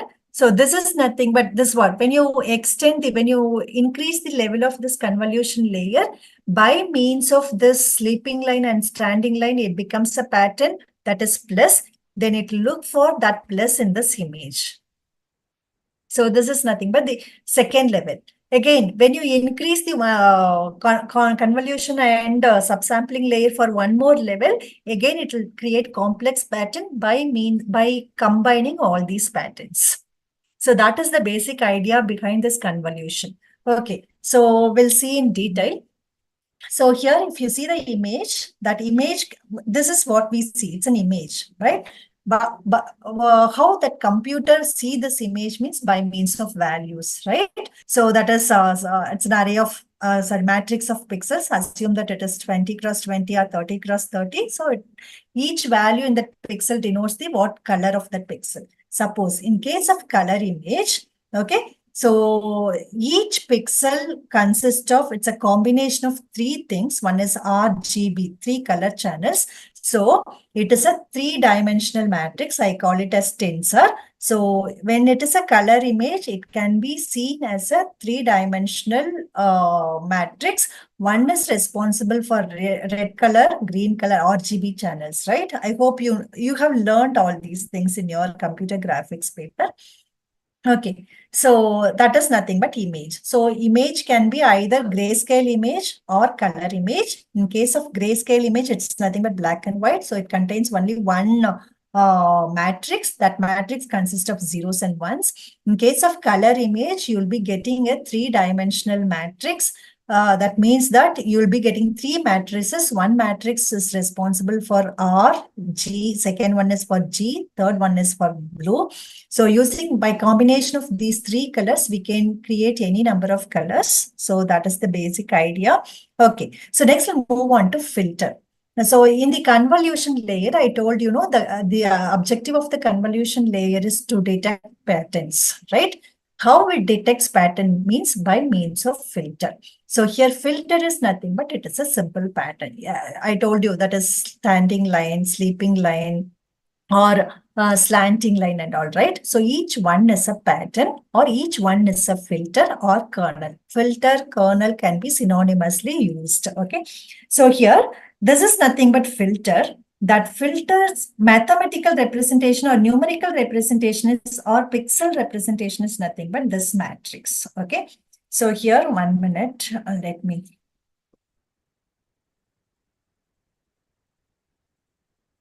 So here, if you see this is nothing but this. So the remaining pixels will be 0. So only in this way, in this direction only we have color. So it contains only non-zero value. In the other places, it has 0 value. So that is pixel representation of this arc is nothing but this one. So filter is nothing but it is a pattern. It is used to detect this pattern, availability of this pattern in the image. Okay. So next one is receptive field. So here, this can be obtained as a result of the convolution operation. So here, this is the image. This is filter. Okay. So what you have to do is you have to take a filter and place it on the image and you have to apply element-wise multiplication. So that is nothing but your convolution operation, right? So here, assume that this is my portion of the image and I'm looking for, this is the portion of the image, okay? I'm looking for a pattern like this. 1 minute.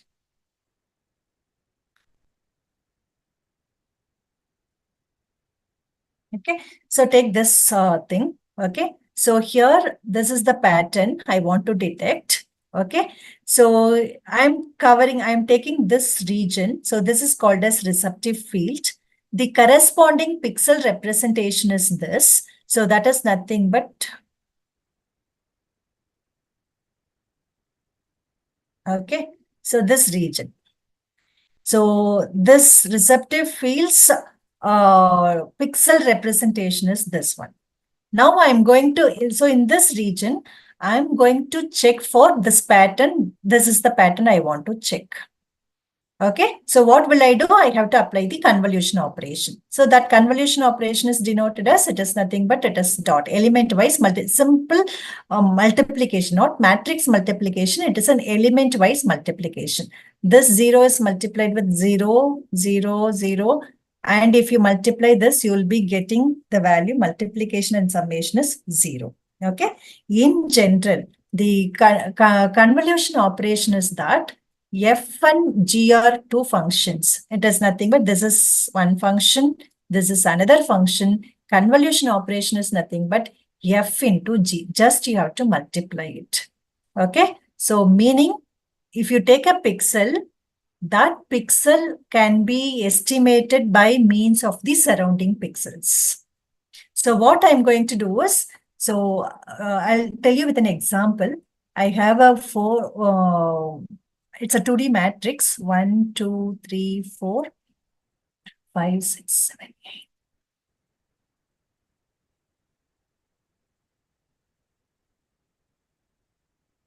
This is an image values, pixel representation. So here I'm going to find the pattern. Slanting line is a pattern. So this is my filter. This is my image. Okay. So I'm going to apply convolution operation. So what I have to do is, I have to place this image, I have to place a filter on this image in such a way that the center pixel of this filter is placed in the center thing. So using this, I can't estimate the, I'll take 3 cross 3. Okay, so the dimension is 3 cross 3 filter. Okay, so now what I'm going to do is, I have to place this filter on this image and I have to apply convolution operation. I have to search for this, right? So how to place this filter on this image means, you have to place this filter on the image in such a way that the center of the filter should be placed in the center of the image, right? So here, suppose if you place this filter in this position, we can't extract, because if you place this value, it goes outside the boundary, right? So you can't calculate the convolution operation. So what you have to do is, you have to place this filter in such a way that the center of the filter, center pixel of the filter is placed in the center of the image. So in this case, if you place this here, it will cover this region. I hope you understand. So now you have to apply convolution operation, which is nothing but you have to apply the multiplication, element-wise multiplication. Since it contains the filter values only diagonal ones, the remaining values are 0. So you'll be getting 1 plus 6 plus 11, which is nothing but 18. So 18 is my value. So that should be placed here. Okay, so after convoluting this image on this region, so I call this region as a receptive field. Next, what I have to do is, I have to slide this filter 1 pixel to the right. I have to move this filter, right? So by sliding the filter. So here, next I have to place this filter in this region and you have to apply convolution. Can you tell me what is the result of the convolution? Can anyone tell me? Can anyone tell me the result of the convolution operation?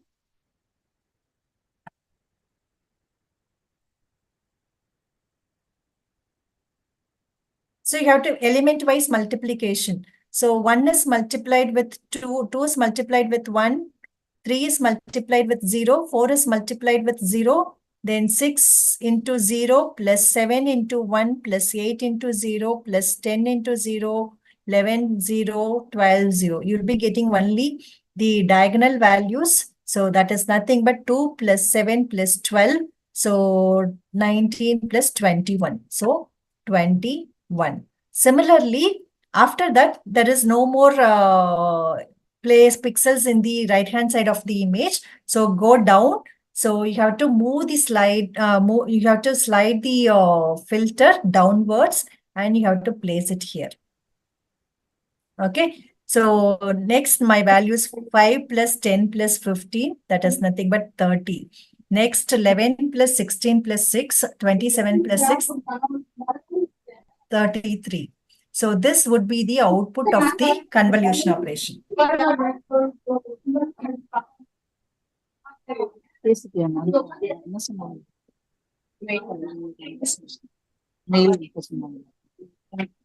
Ma'am, any doubts? Shall I proceed?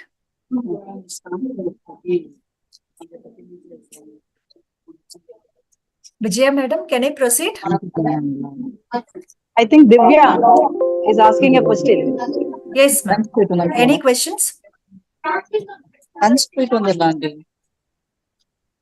Miss Divya, you want to ask any question?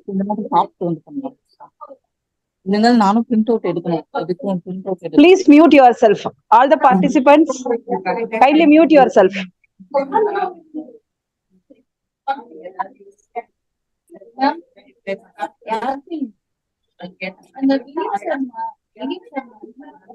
Madam, you can proceed. We will mute. Yes, okay.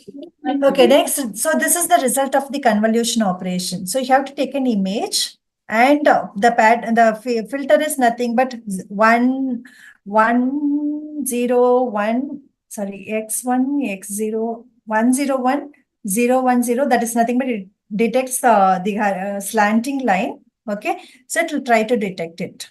So that is nothing but convolution operation. Okay, so in general, if you have convolution operation, in general, convolution operation is used to detect the patterns. So if the pattern is present in the image, then it will get the higher value that will be displayed here. So it means that if a value is higher, it means that that feature is present in that position. Otherwise, it is not present in that position. So that is the inference. So now, here you can use any number of filters. So, and the size of the filter is you have to fix. Okay, so it is, I call it as hyperparameter. The number of filters are also, now each filter has a pattern. So in the previous example, we have detected horizontal line, straight line, slanting line and all. Okay, assume that we have 3 filters. So for each filter, you have to use 1 filter values. So the filter values these filter values should be learned from the learning algorithm. But the number of filters, the size of the filters, that and all we have to fix by conducting experiments. Okay, so for every filter, it generates the output. That output is called as feature map. Okay, so for every filter, it creates a feature map. Suppose if you have some K filters, it will create K feature maps. Okay, so next, once convolution is over, then we have to apply some activation function. That activation function is ReLU activation function. So it will suppress negative values. As I told you already, ReLU function, if the value is negative, that value will be replaced as 0. Then if the value is positive, the same value will be reflected. So in that case, so here, if the values, after the max pooling, after the ReLU operation, you will be getting 0 or the positive value. So you'll be getting only positive values. So that output will be passed on to the next layer that is called as pooling layer. I told you pooling layer it's meant for downsampling layer or subsampling layer. It is used for reducing the dimensions. So assume that the output of the convolution layer is this map, 4x4 matrix. This is the output of one filter. If you have some K filters, you'll be getting K values. So assume that the output of the filter is 4x4 matrix. So then it will move on to max pooling. So pooling operation, but here you can use either max pooling or average pooling or L1 norm pooling. So here, what I'm going to do is, here you have to fix the filter. Filter is nothing but 2x2, meaning in the output of the convolution layer, you have to take every 2x2 pixel, pick the maximum. That maximum will be placed in the output. So here, if you take this blue region, so here the maximum values in this 4 values, the maximum value is 9. That will be the output. So then it will move that filter to the next thing. So here stride equal to 2 means it will jump 2 pixels. 1 pixel is here, next pixel is here. So it will jump 2 pixels. It means that how many times, how many pixels the filter should move after the convolution operation. That is determined by stride. Stride is nothing but walk. Every step we have, how many steps we are jumping. That is denoted as stride. Okay, so here stride equal to 2. So here this region is nothing but my next region I'm going to concentrate. I'm picking the maximum, that value is reflected here. Similarly, then it goes down, pick the maximum, 8, that should be placed here. So here maximum is 6. So this is the 3D convolution. Suppose if it's a RGB image, okay, then how this convolution operation will take place. Okay, so the kernel movement of the kernel is nothing but it is from left to right, top to bottom. Okay. Okay, what are all the hyperparameters in convolutional neural network? So in convolution layer, we have number of filters equal to number of features. So number of filters, we have to fix size of the filters, 3 cross 3 or 4 cross 4 or 5 cross 5, that we have to fix. Stride, after completing a convolution, how many steps we have to move, that also we have to fix. Zero padding I didn't take because, but I told you, when you apply convolution, in the borders, we are missing. Only we started the processing from the inner cells of the matrix, inner cells of the image. Suppose if you want to apply that feature detection at the boundaries, okay, then you have to apply zero padding. Okay, stride, padding. So it fails to detect patterns at boundaries. If you want to detect patterns at boundaries, then you have to include zero padding. So in that case, what you have to do is you have to insert zeros or rows of zeros and columns of zeros at the top and bottom, left and right. Okay, so this is ReLU layer, I told you. So here it contains, the input contains maximum and positive and negative values. If it is negative values, in such place you have 0 here. If it is a positive value, the same value will be reflected. That is, this is max pooling.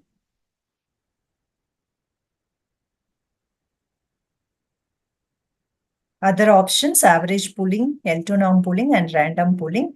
Okay, once the convolution, ReLU and pooling is over, we have got patterns. We have used patterns, and that patterns will detect that patterns are used to detect those patterns in the images. Once you detect the features, once you extract the features, then you have to pass it on to modeling. Now we have completed feature extraction phase. Next, we'll move on to the modeling phase. So in that case, what you have to do is assume that the output of the convolution layer is 3 cross 3. Then you have to flatten it. You have to convert that into an array. So here 3 cross 3 matrix will be converted into 9 cross 1 values. That will be passed on to the fully connected layer. There you have to apply multi-layer perceptron. It is similar to multi-layer perceptron. So then you'll be getting the output. So take some water. okay, no problem, ma'am. Yes.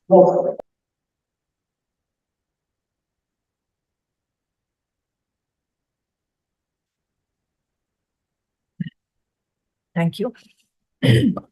Okay, so this is the fully connected layer. 1 minute. Yes, ma'am. Yes. So this is nothing but input image. So here you have convolution and ReLU. The output will be passed on to pooling. You'll be getting the output. Then that output will be flattened here.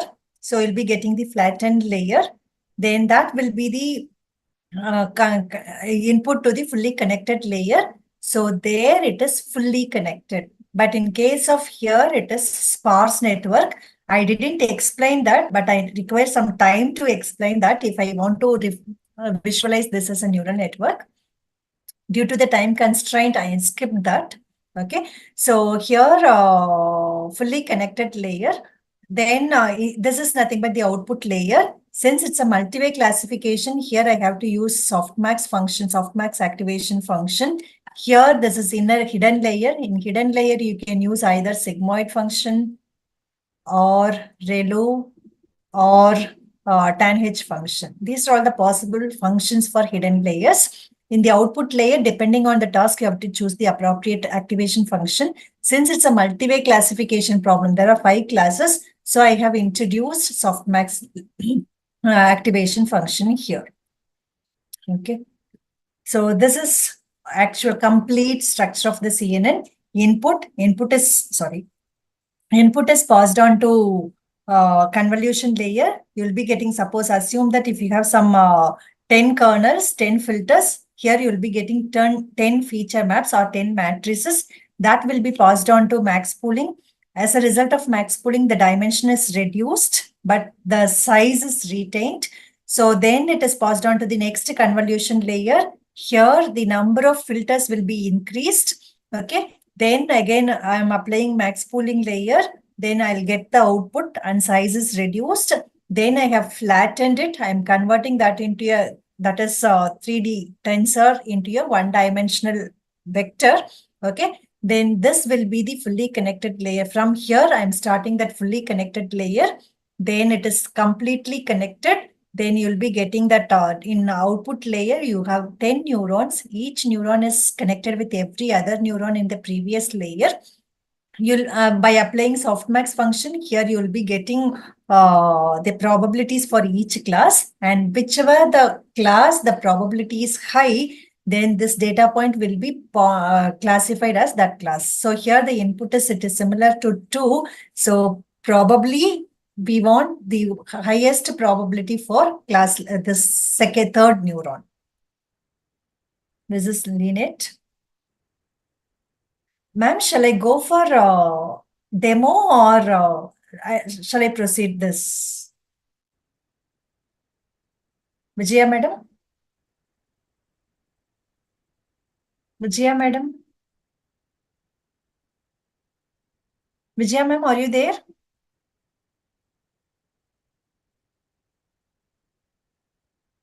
Okay, so convolution layer. So this is the structure of the lineate. Lineate is nothing but it is the Pardon? Excuse me, ma'am. You can proceed. You can, Okay. give on TensorFlow, ma'am. Yes, TensorFlow. Shall I proceed with TensorFlow or shall I proceed with this theory for 5 minutes? Then I proceed on to. Yes, ma'am. Yes, ma'am. You proceed. You proceed, ma'am. Okay. So this is okay. So this is lineate. It's a pre-trained CNN model for handwritten digit recognition. So initially, this is the. Initially, we have an image. 1 minute.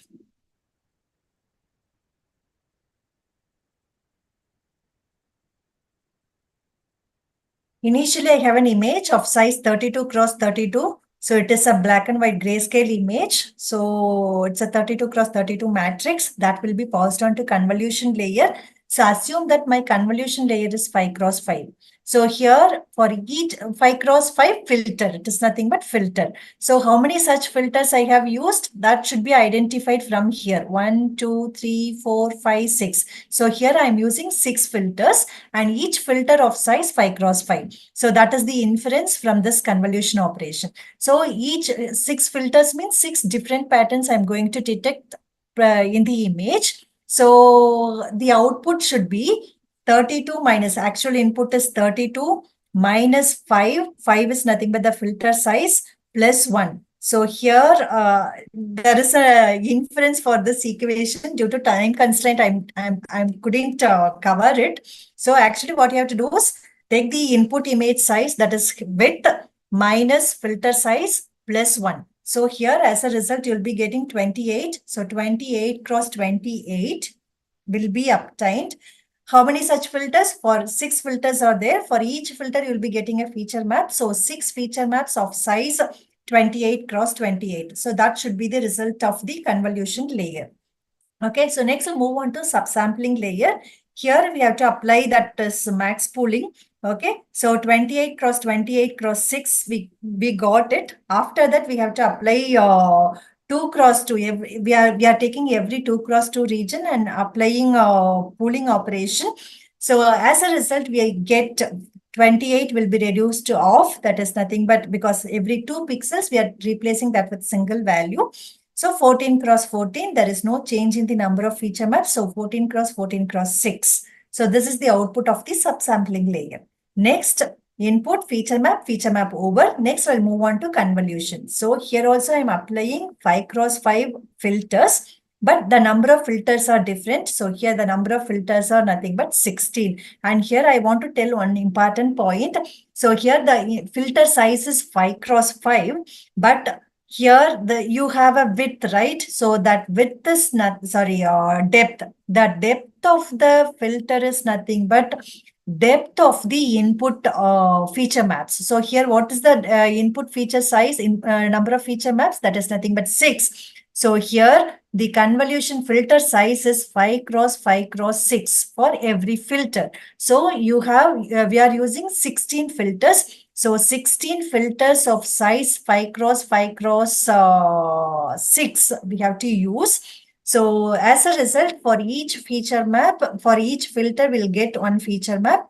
We have used 16 filters, so we got 16 feature maps in the second convolution. So as you increase the depth of the CNN, the number of features or number of feature maps or number of filters will be increased.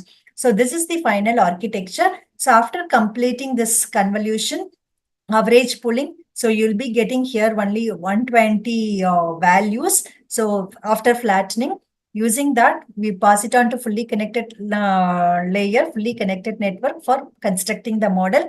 Here, I am not concentrating on fully connected layer because this is similar to multi-layer perceptron in neural network.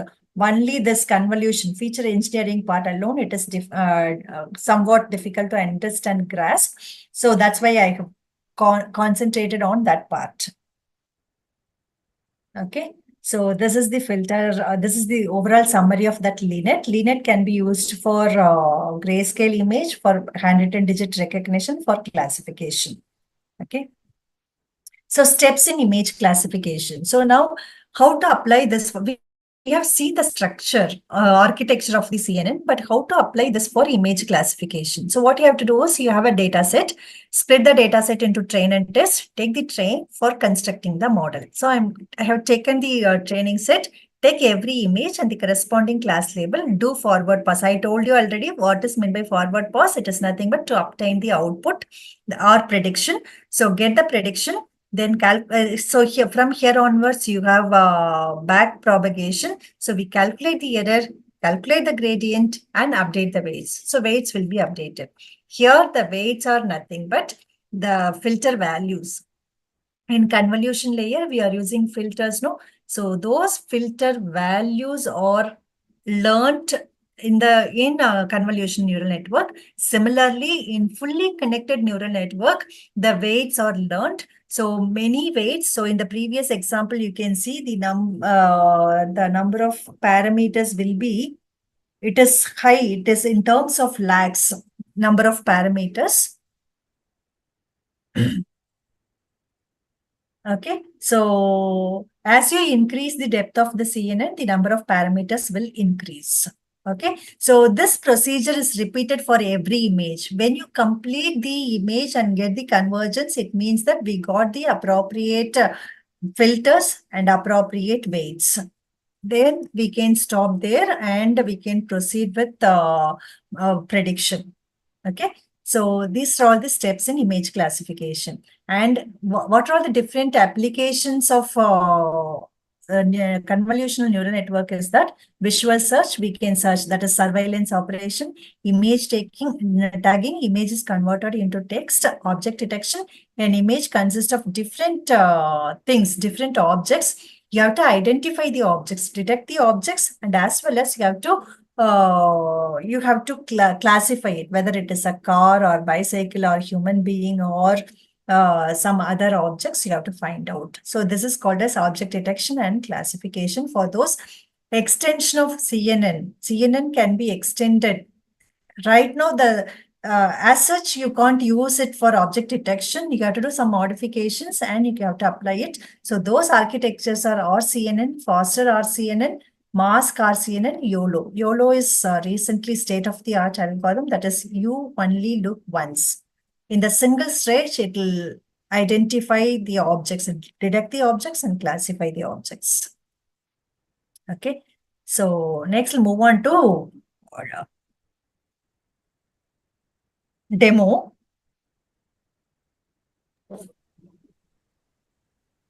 Yes.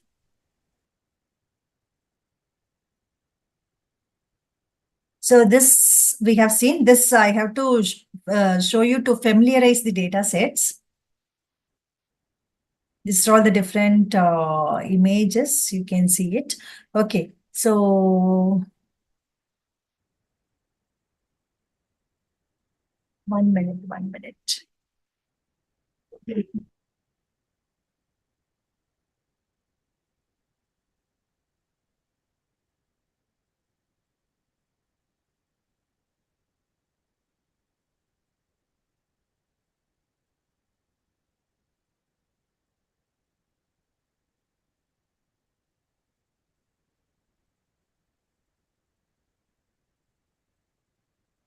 Yes, this is the CNN model for MNIST dataset. I told you MNIST dataset is meant for handwritten digit. Ma'am, are you able to see the screen? Yes, ma'am. Okay. Okay, so this is the CNN model for MNIST dataset. MNIST dataset is a handwritten digit recognition. It consists of 70,000 data per 70,000 images, 70,000 images. In this, 60,000 images are training set and 10,000 images for test set. So here, I'm using TensorFlow as a tool for implementing the CNN. From the TensorFlow, from Keras, I have a data set. It has built-in data sets are available. This data set is available in Kaggle also. UCA machine learning repository also contains this data set. So what I have done is from the Keras TensorFlow itself has some predefined data sets. So from that data set, I have extracted that MNIST data set. So then the second step is I am loading the data.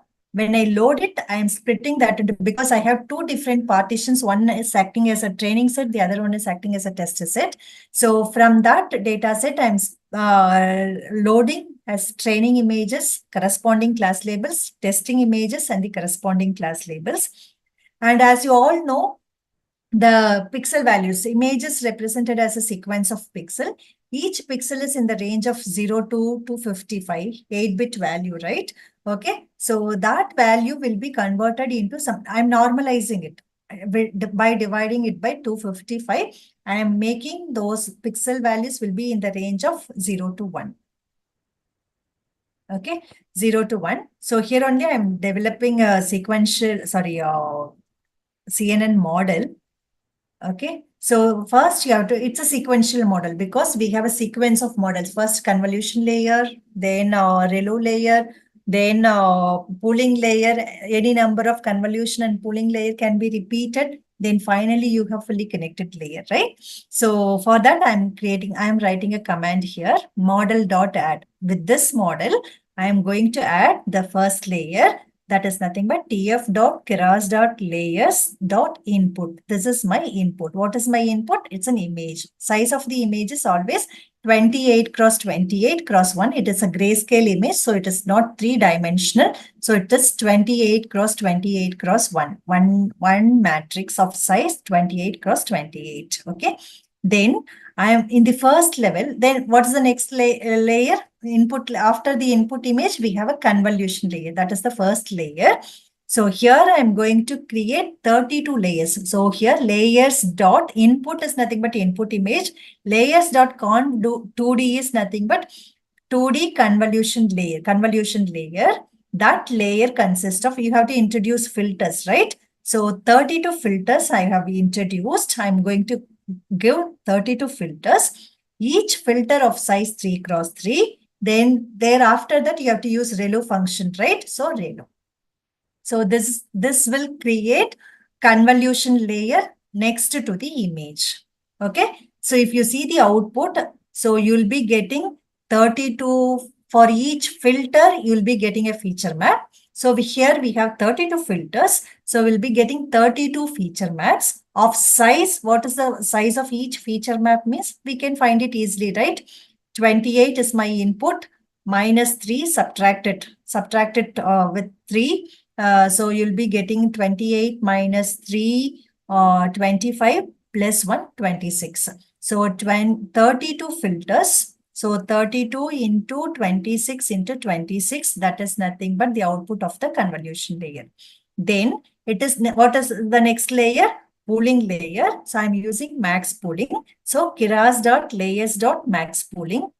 I hope everyone can understand this. Yes? Am I going fast? Vijaya ma'am, am I going Yes, fast? ma'am. Is that okay? A little bit faster only, but I think they can understand. Okay. So here, convolution 2D. So convolution layer is over. Next, we'll move on to pooling layer.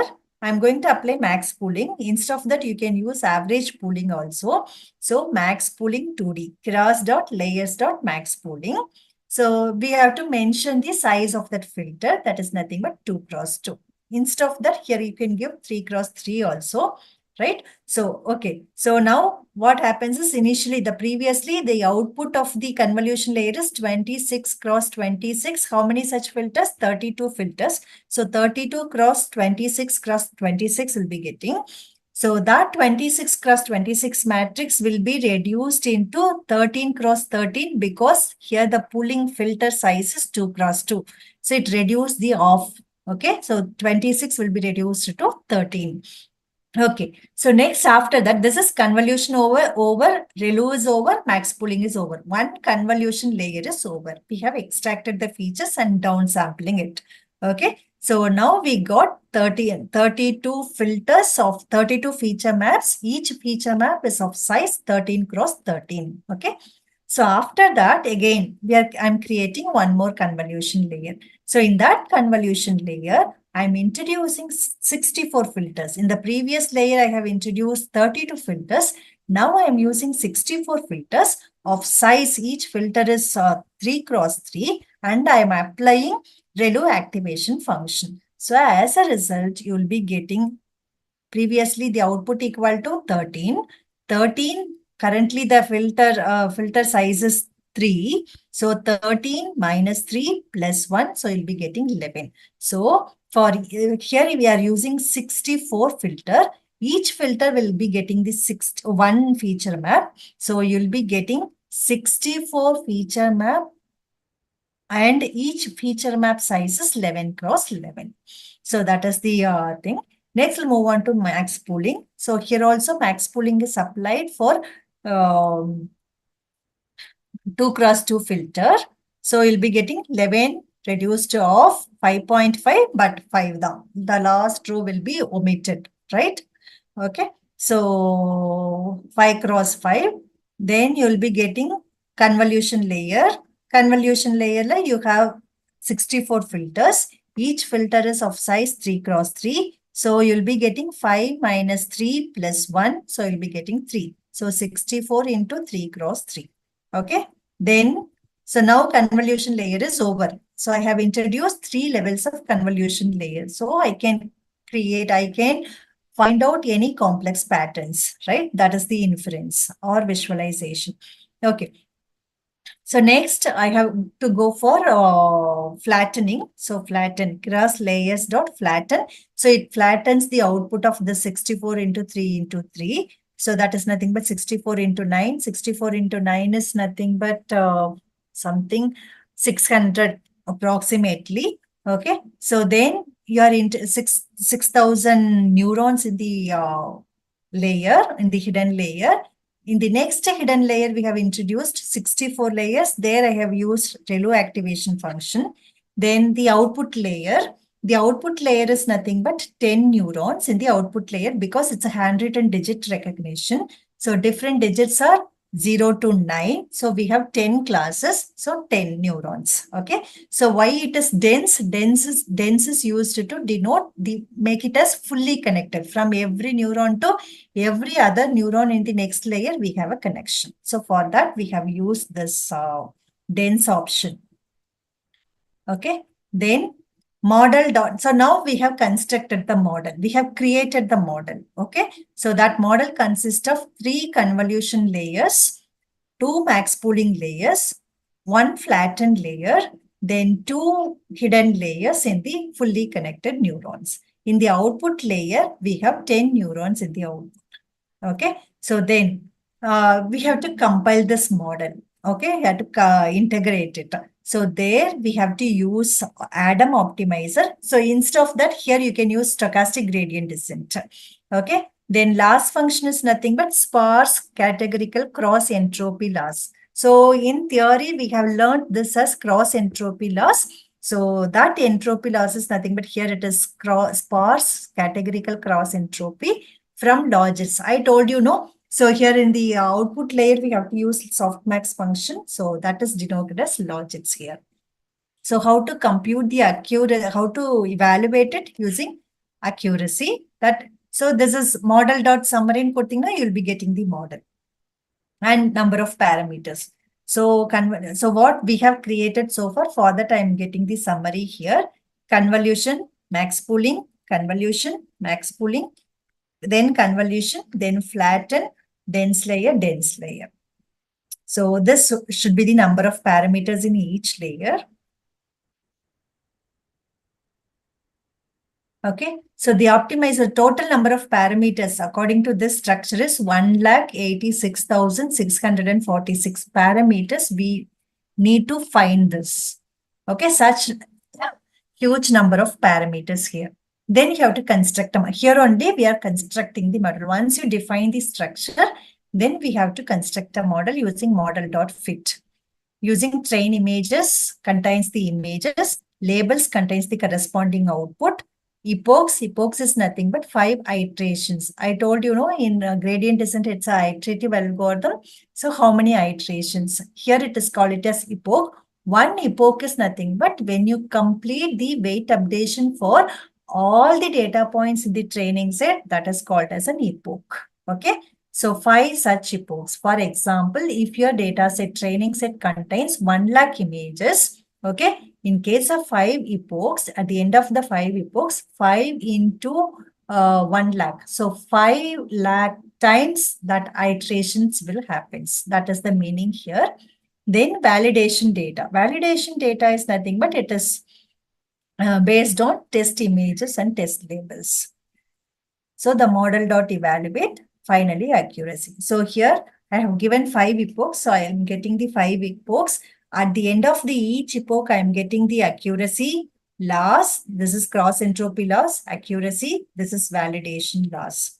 Okay. So here at the end of the 5th epoch, accuracy is 0.99. That is 99%. Loss is 0.01. Accuracy should be maximized, loss should be minimized, right? So if you see this, you'll be getting the minimum loss and maximum accuracy. So when I apply, this is with respect to validation set, training and validation set. With respect to test set, once you construct the model, if you apply the test set, then you'll be getting the 98% accuracy. Okay, so this is what CNN implementation. So you can use this, you can design your own CNN structure.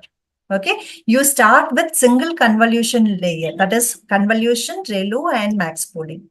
Then you introduce fully connected layer. Then find out the accuracy. If you are not convinced with the accuracy, then go for the second, increase the depth of the CNN layer. Okay. So that is the procedure for designing the convolutional neural network. So with this, I'll conclude. If you have any doubts, you can ask. Thanks for your patient hearing.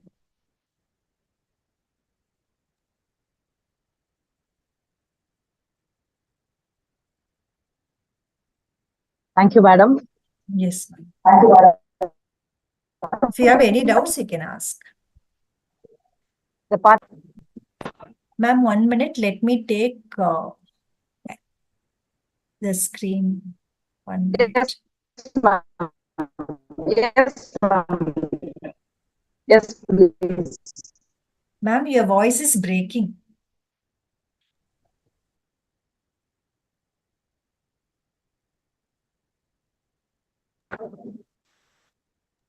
Can you hear me, ma'am? Now only yes, I can hear you, ma'am. Yes, ma'am. You want to tell anything? No. Thanks for your patient hearing. If you have any doubts, you can ask. Okay. You are delivering like a knowledge rain. It's flowing freely from the bottom of the heart. The Thanks. participants are requested to raise your doubts, queries. Feel free to ask questions, whether it is simple or whatever it is. Don't hesitate. Vijaya ma'am, I'll share the program with you. Please share with your participants so that they can Yes, work ma'am. on Yes, it. ma'am. Definitely. Your slide is very nice. Okay, I'll share it. I'll share it. Yes, ma'am. Yes, ma'am. Okay, thank you. Any doubts?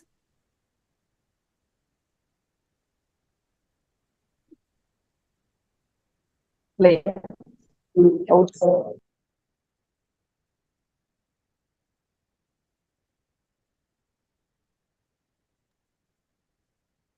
Ma'am, I think they have a lot of doubts.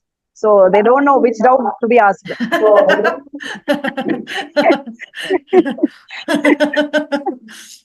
I think that is the thing I can understand. They're Please taking don't notes hesitate. and Okay. Don't hesitate. Please ask any question, whatever it is. Okay, don't hesitate. if you have doubts, you can write it in the chat box.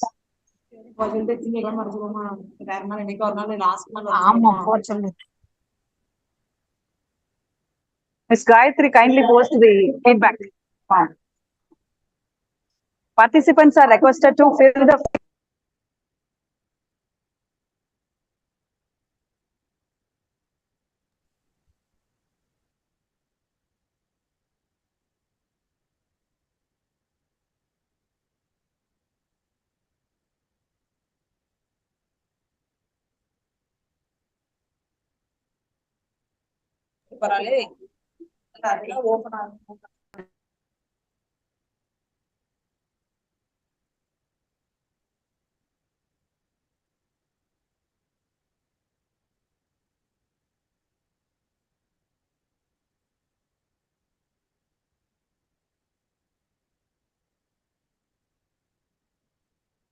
Ma'am, I have a question. That is, I got a question. Kindly tell me some data set for coconut trees or some images, ma'am. So, ma'am, regarding image, if you want to collect some data set, you can get it from ImageNet. Please make a note of it. IMAGENET. ImageNet data set.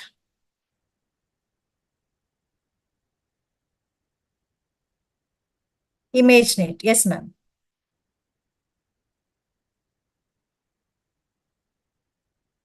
And you can create your own data set if you want coconut trees.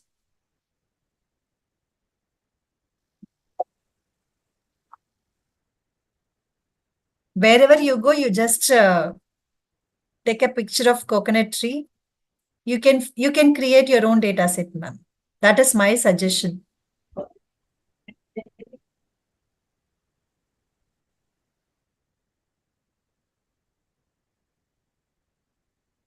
Thank you, ma'am.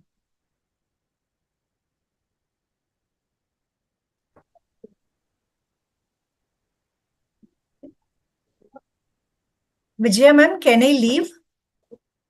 If no doubts, I'll make a. ma'am.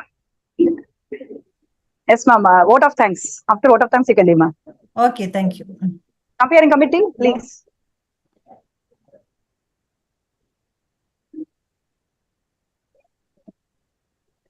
Ma'am, shall I start? Thank you so much, ma'am, for sharing your valuable insights. I'm sure our audience is more inspired and informed after your presentation. I would like to invite Dr. M. Kanakadurga ma'am to deliver the vote of thanks. Thank you, ma'am. Good afternoon, everybody in this network. Am I audible, ma'am? Yes, ma'am, you are audible. On behalf of students and staff of Computer Application Department of Sri Meenakshi Government Arts College for Women, Madurai, I deem it a great honor and privilege to propose the vote of thanks on this memorable occasion. Today, I take this opportunity to express my deepest sense of gratitude and appreciation to the organizer who made this event such a resounding success. I would like to thank our chief guest, Dr. Malar ma'am, who spared the time from her busiest schedule to grace this occasion. Thank you, ma'am. You Thank have you, ma'am. created revolution in a neural network in the participants group. Thank you so much for that. Thank you, ma'am. It's my pleasure. Last but not least, I thank my colleagues, my dear students, and participants who are making this event as a grand bonanza. Once again, I thank you one and all here. Thank you so much. Thank you, ma'am, for expressing our heartfelt gratitude. To conclude today's program, I request everyone to stand for national anthem.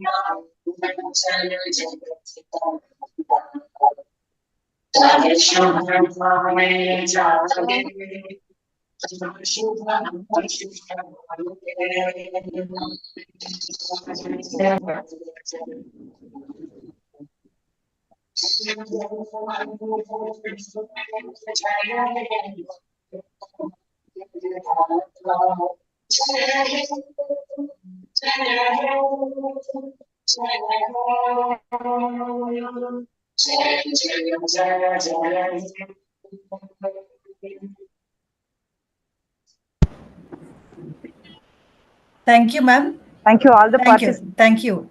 And thank you so much, Dr. Malar ma'am. Thank you. The Bye, ma'am. Bye. Bye. adjourned. Yes. Bye. Thank you for all the participants, those who have joined in the session. There is a feedback form in the chat box. I request all the participants to fill the feedback form.